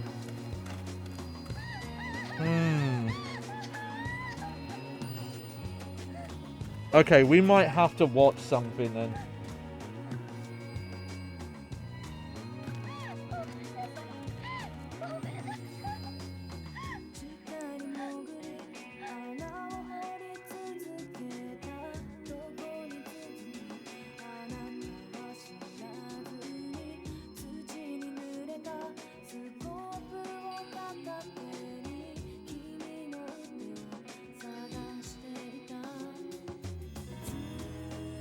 Yeah, I think we had to do this. Okay, give me a second here.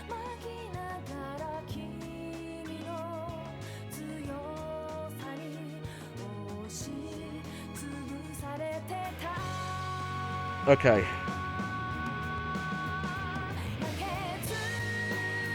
That's kind of a bummer.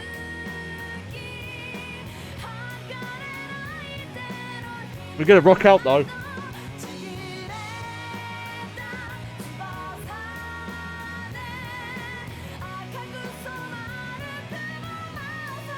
Okay, no, so I have it here.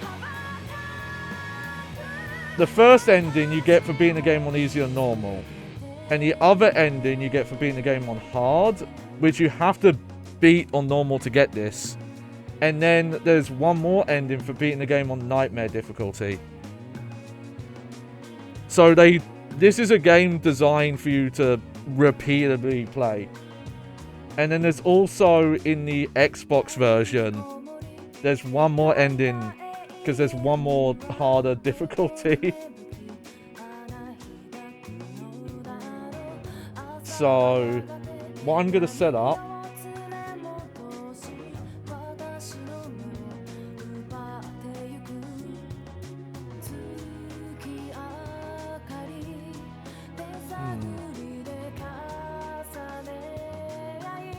this.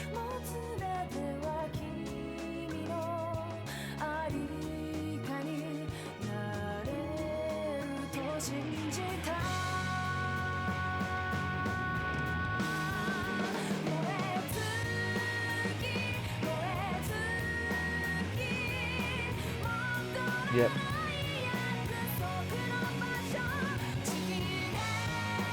Never mind. Hang on a sec.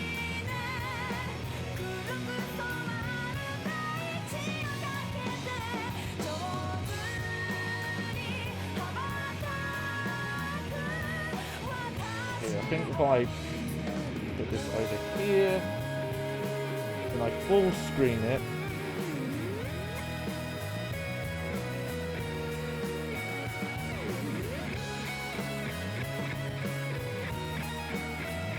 there we go. Alright, we've got that prepared. Yeah, it's kind of like Silent Hill. Yeah, more so than the first game actually.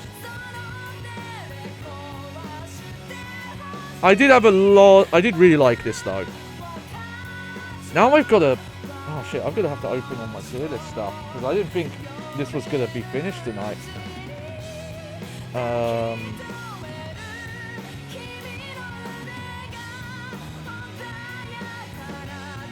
not that.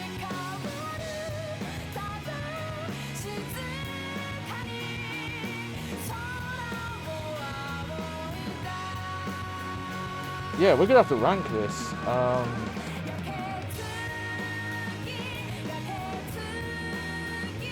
This should be my most recent one. Yeah.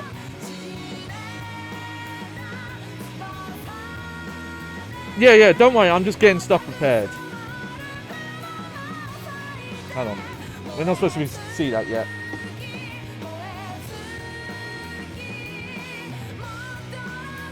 Oh dear. Okay, give me a sec. I've got a...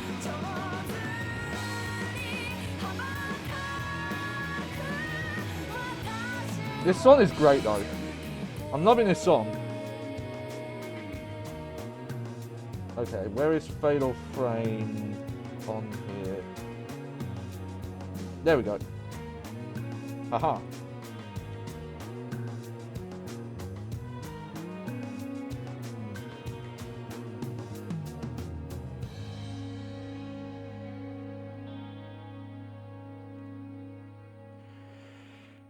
So, okay. So how are my thoughts after all this? I did really like this. There are bits that I do think were better. I think not having it all in the same building is a lot of better. Oh, hey, we got more.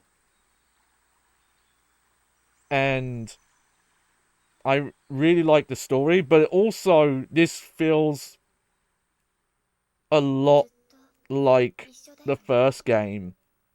And in a specific way. And it feels like this game was made in a way... Oh shit, really? Rank E? Damn. That they kind of made this game in a way that you didn't... If you didn't want to play the first game, like, this feels like it was kind of meant to replace it, because the backstory of this village's cult is so similar to the first one. And I'm also still not entirely sure what went wrong with the ritual exactly. Like, why did the sister turn crazy? Mission mode has been added, a new feature has been added to the gallery. Spirit list has been added, a costume, an accessory, hard mode, a new camera function. Oh, yep, definitely save.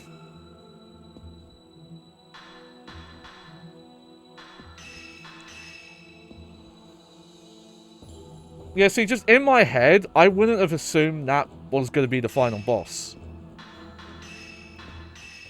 Okay, we'll check the menu stuff here.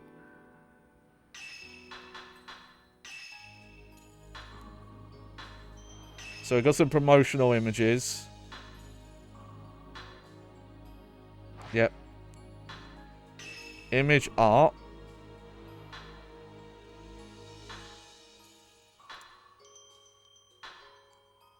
Well, they call this image art, but these are just... these are stills from, like, the opening Attract movie. There's the first ending we got. Alright.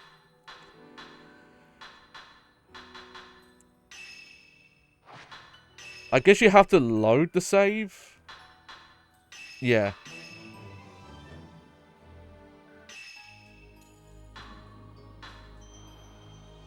Uh-huh.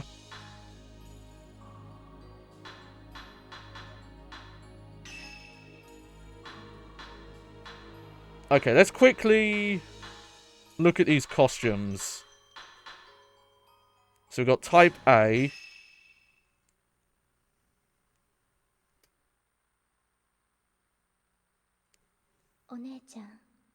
Again, fair enough. My main complaint was, like, most of this game was a lot easier. Oh, that's cool. Alright, let's run up this hill. Go see our sister. And yeah, the mission mode was also something similar to the first game, where there were just, like, little combat encounters. So yeah, so it's kind of like the outfits that the original twins have, but more colourful.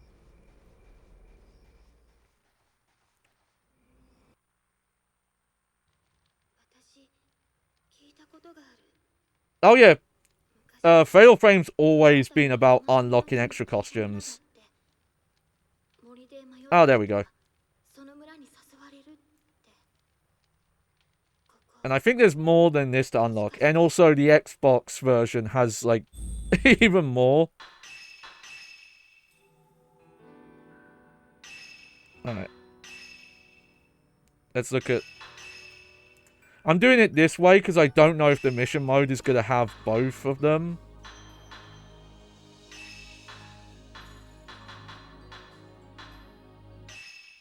And also, yeah, there's accessory things as well. This page, yeah, lists. So you get the first ending for being on normal. Album mode, true ending sequence, and 2 more costumes is for being hard. You get alternative costumes for being on missions with S. You unlock setup information if you complete the ghost list. Yeah, complete all missions in mission mode and do them with S rank. Unlock fill and expand camera abilities. And then you get 2 more costumes for doing the nightmare difficulty as well. So there is a lot to do in this game. There were unlockable in the mission mode in the first one as well. Ah, okay, so it's another, like, kimono dress. So you have to really work hard. Definitely from this game onwards, like, I think, like, the third and fourth games, like, especially, they get really deep in with the costumes. Yeah, let's just go run up to her quick. Very depressing ending, though. Oh, do we start with the camera?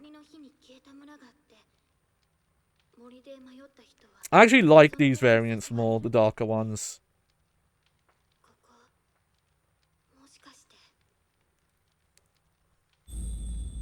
Oh yeah, we do. Interesting. So let's look at these abilities.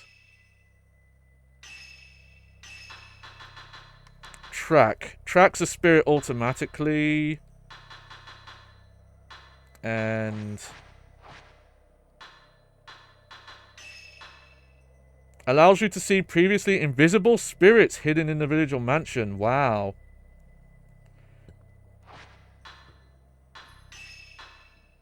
And adds a zoom function.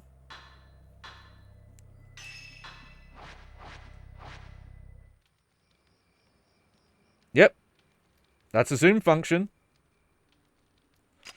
Okay. So we've seen that. Now we are going to... Oh, wow. Okay, there's a bonus ending we didn't see. Here we go. Let me make this a bit smaller. There we go.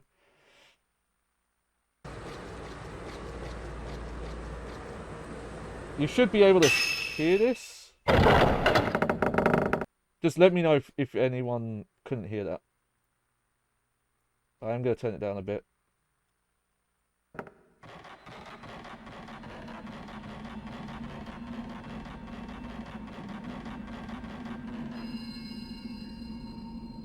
Oh, I see. Yeah, yeah. Oh, this is very loud. Actually, okay, I could fix this. Hang on. Oh, weird. I thought I had capture cursor. There we go.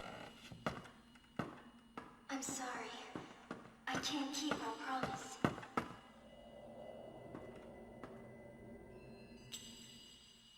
I figured there was going to be an ending like this. I just didn't, you know, want to go for it.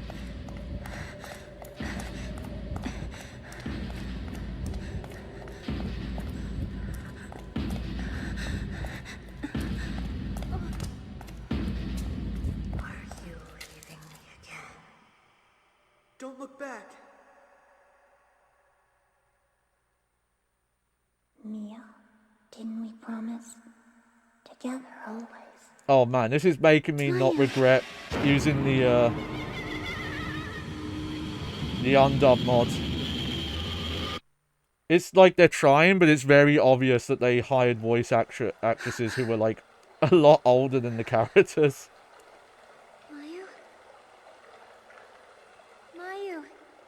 I mean, I get it. It's hard to get actors of a certain age, like younger and sound right. Oh wait. Oh, so yeah, you're kind of just this one. You're dooming your sister to like the exact same fate. Okay, so that's the normal mode one. We saw this.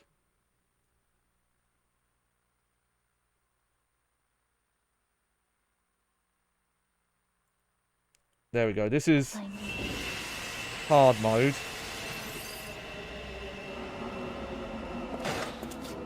Oh, okay. So there is an extra boss on hard mode. Do you know what I'll do then? You know what I'll do? We won't watch this now. Also, apparently there's another ending if you beat extreme mode. Hang on. I'm trying to think, should I, like, play through on my own time and do that live? The problem is, though, it would only be, like, probably, like, 10 minutes of stuff to show is the problem. You know, let's just watch it.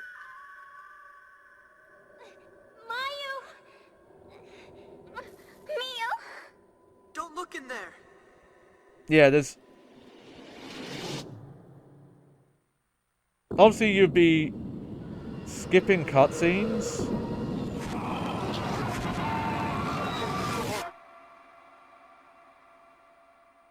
I can't remember how we were able to leave the village.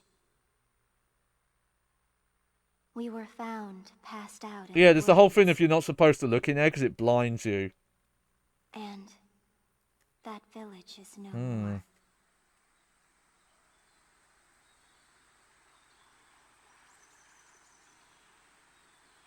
You? Let's go now.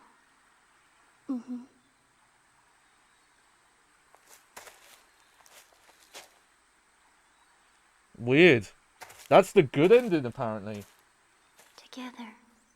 Forever. Okay. So we got that. Let me get my mouse over here. Well, I don't think the sister's, like, permanently injured. Is there any other endings? Let me look. Oh, wow, the Wii version looks really different. I'm seeing now.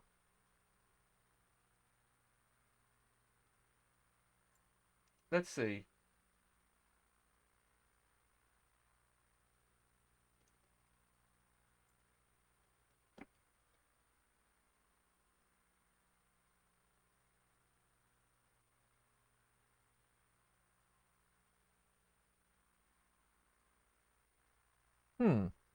What's this from? Yeah, this is a different ending. Hang on. Um...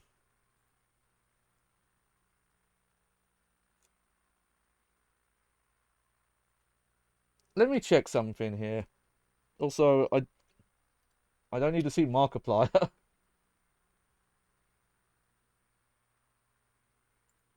Okay. Okay, Long Road Home.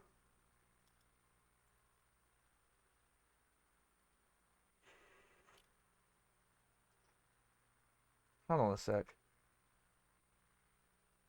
No, this is the Wii version.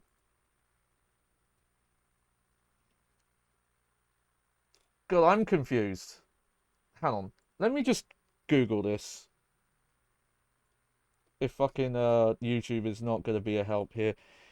Fatal Frame 2 endings. Okay. Crimson Butterfly.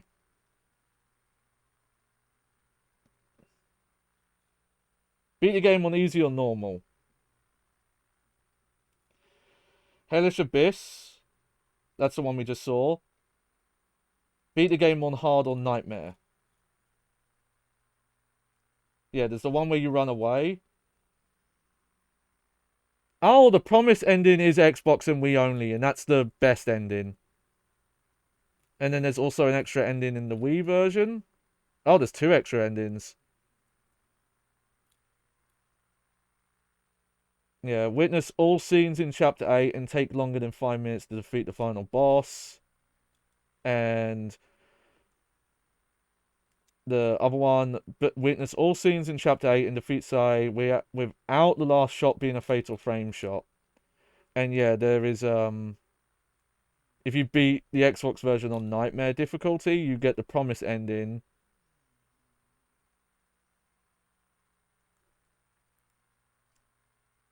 Oh, okay. Interesting. Alright, well, we're not playing that version, so we can't really judge it. But let me... Yeah, I'm going to play the Wii version one day. But I wanted to play this, like, original version first. Okay.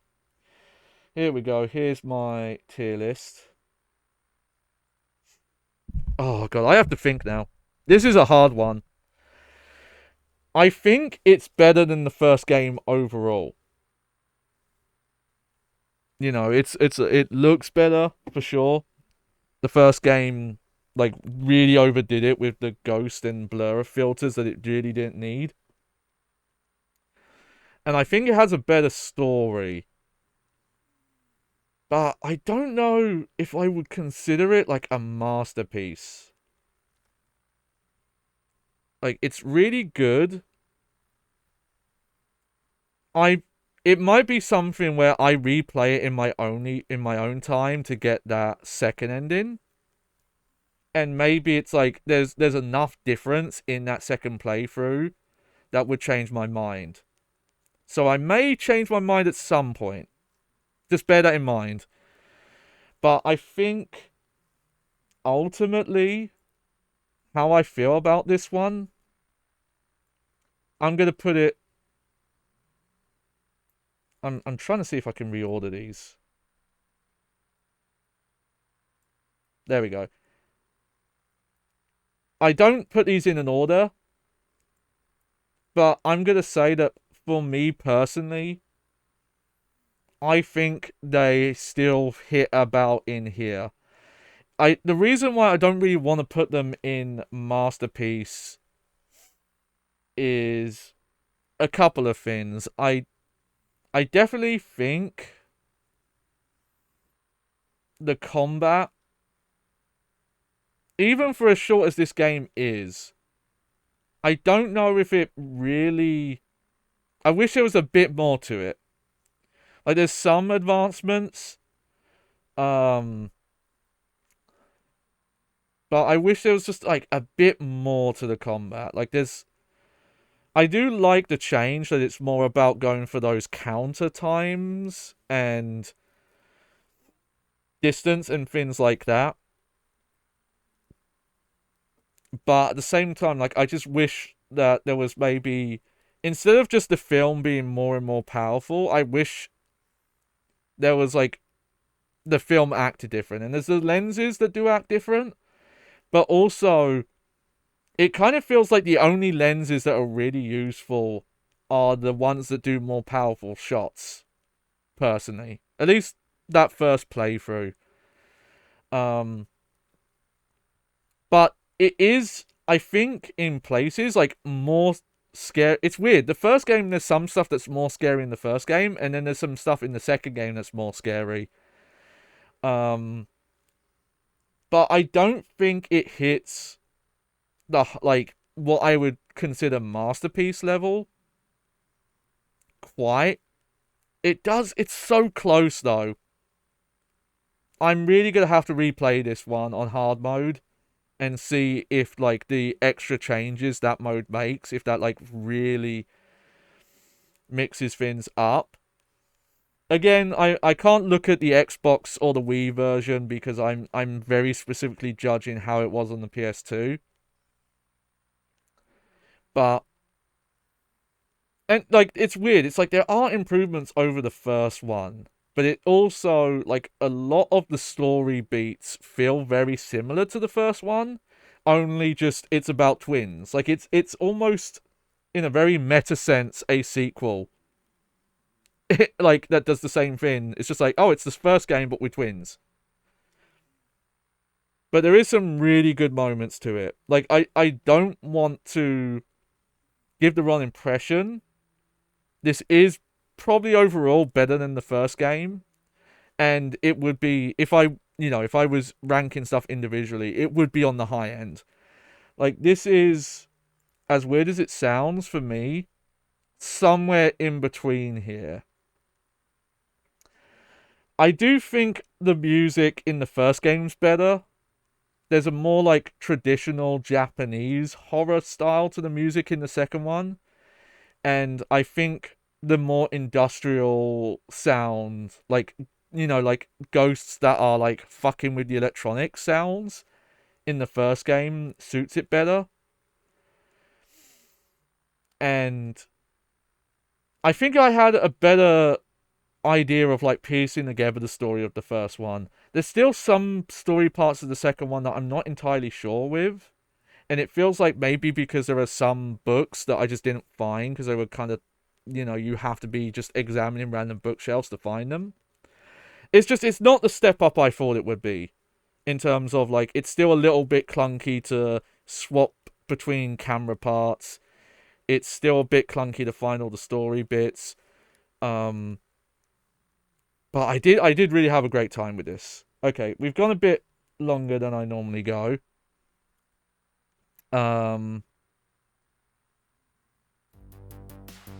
Okay, so what's going to be happening on the stream from now on? So, the next Spookoween game we're going to be playing will be Luigi's Mansion 1 for the GameCube. It's a very different but also very similar game at the same time. I don't actually know if it's considered a survival horror game or not, but I've never played it, and I feel like I should. And we'll see. It's one of those things with Fatal Frame 3. I don't know if I want to wait till next Halloween. I might try and do it earlier. But that playthrough will start on Saturday. But there's a good chance that I'll replay this game in my own time. If not this version, maybe the Xbox version. If I can get my Xbox fixed. And maybe like down the line we'll do like, oh, here's hard mode on the Xbox. And we'll go for like the extra ending in the Xbox version. We will look at the Wii remake at some point as well. But funny enough, from my understanding, like, I think most people seem to prefer the original over the Wii remake. But we'll see on that. But yes, Saturday I'll be back. We'll do Luigi's Mansion. We'll keep Spookoween. Spookoween ain't done with. But also, Thursday, I will not be, like last week, I will not be streaming here. I will be over at the Bad Game Hall of Fame where we're continuing Enter the Matrix. There's a small chance, I might try and do a little stream where I play a bit more of Castlevania Harmony of Dissonance before then. But I don't want to set any plans until I know I can do it. So keep an eye on my Twitter or my Blue Sky at Johnny Baghead, and I'll post about it there. But speaking of, because we've gone quite a bit late, just because that final boss. Also, some of that stuff with the final boss, like, it was really unclear how to get those counter hits in and things like that. But yeah, speaking of, Bad Game Hall of Fame is playing Ju-On the Grudge for the Nintendo Wii. Which is like one of the worst horror games on the Wii, I think. So, give them a scare. Catch them in 4K. Enjoy the ghosts. Ooh. But yes, I hope you enjoyed the show. I've been your host, Johnny Baghead. And yeah, thanks for all the spooks. See you either Thursday or Saturday. Bye bye. Oh my.